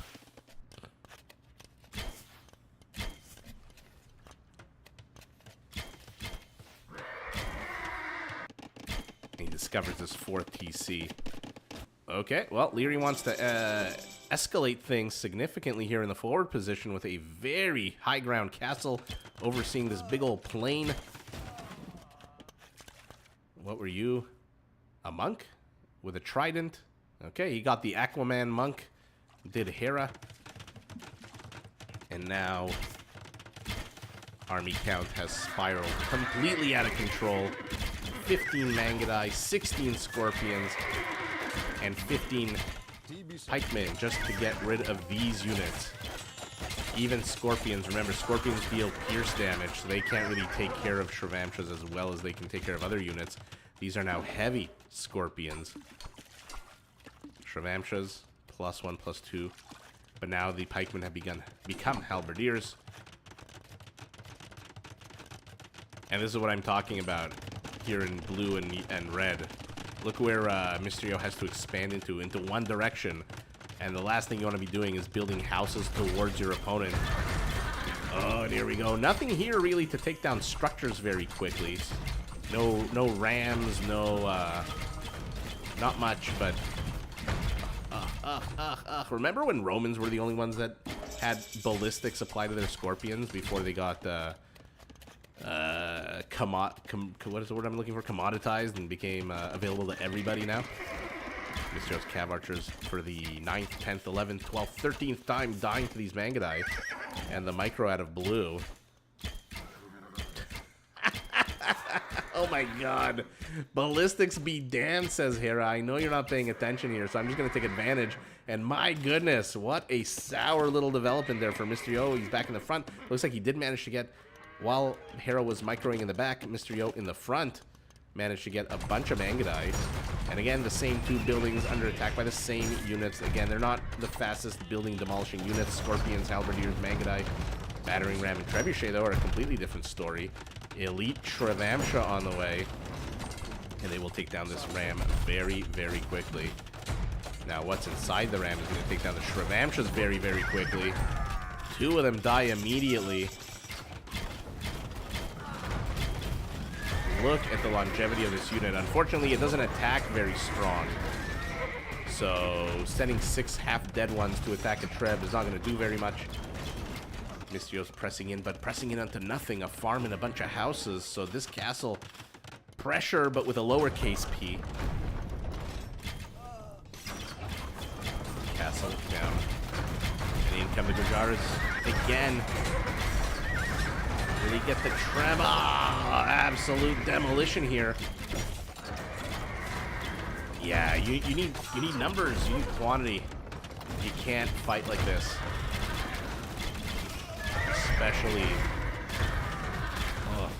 Especially against so many clumped units. The Shravamshas did as much as they could. Mysterio's gonna go for an attack. Not too sure he can right now or should. Again, 13, 14, 15, 16 time. I'm just showing off that I can count. Those Cav Archers are down for the count. And it looks like Vitality is going to take this 4-1.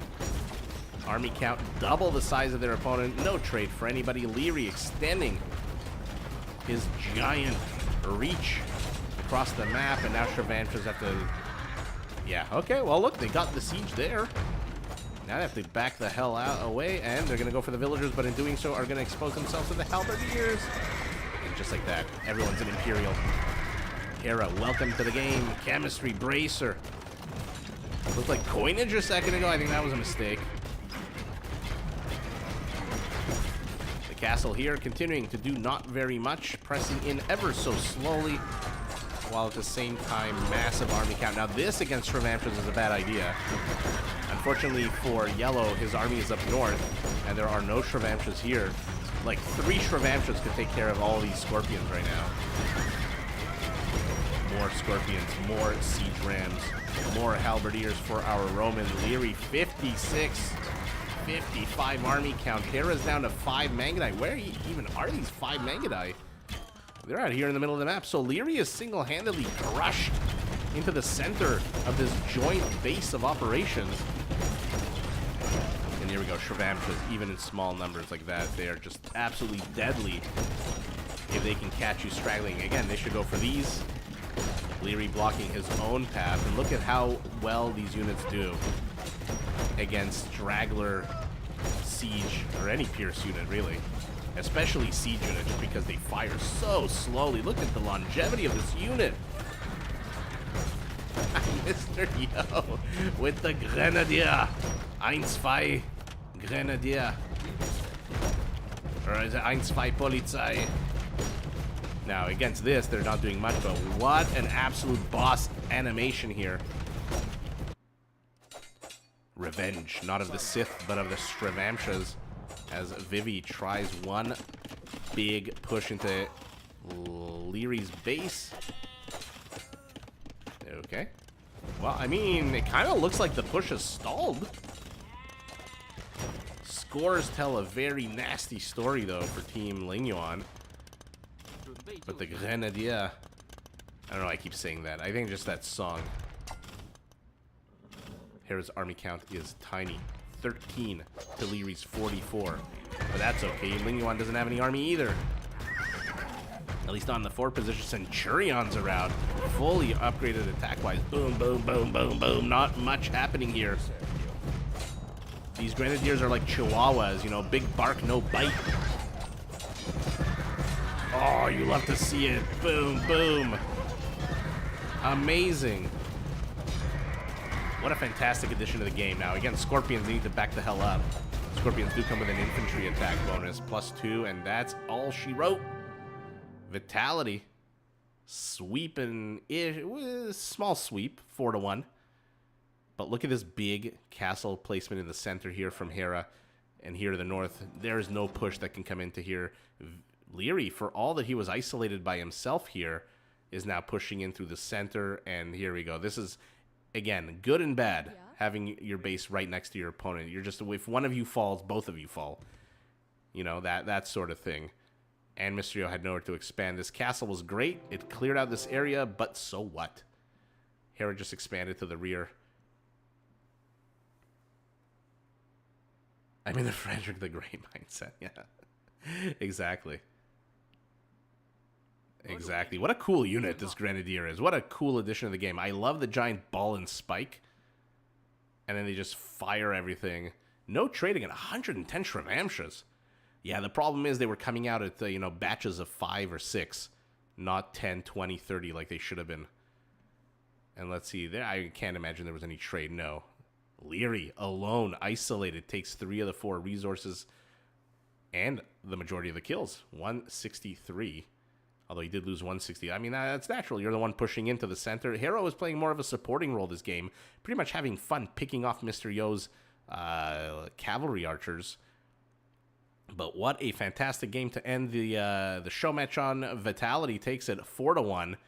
Thank you, everyone, for joining. We're going to end it here. I think it's been about 2 hours or so, just a little bit over 2 hours.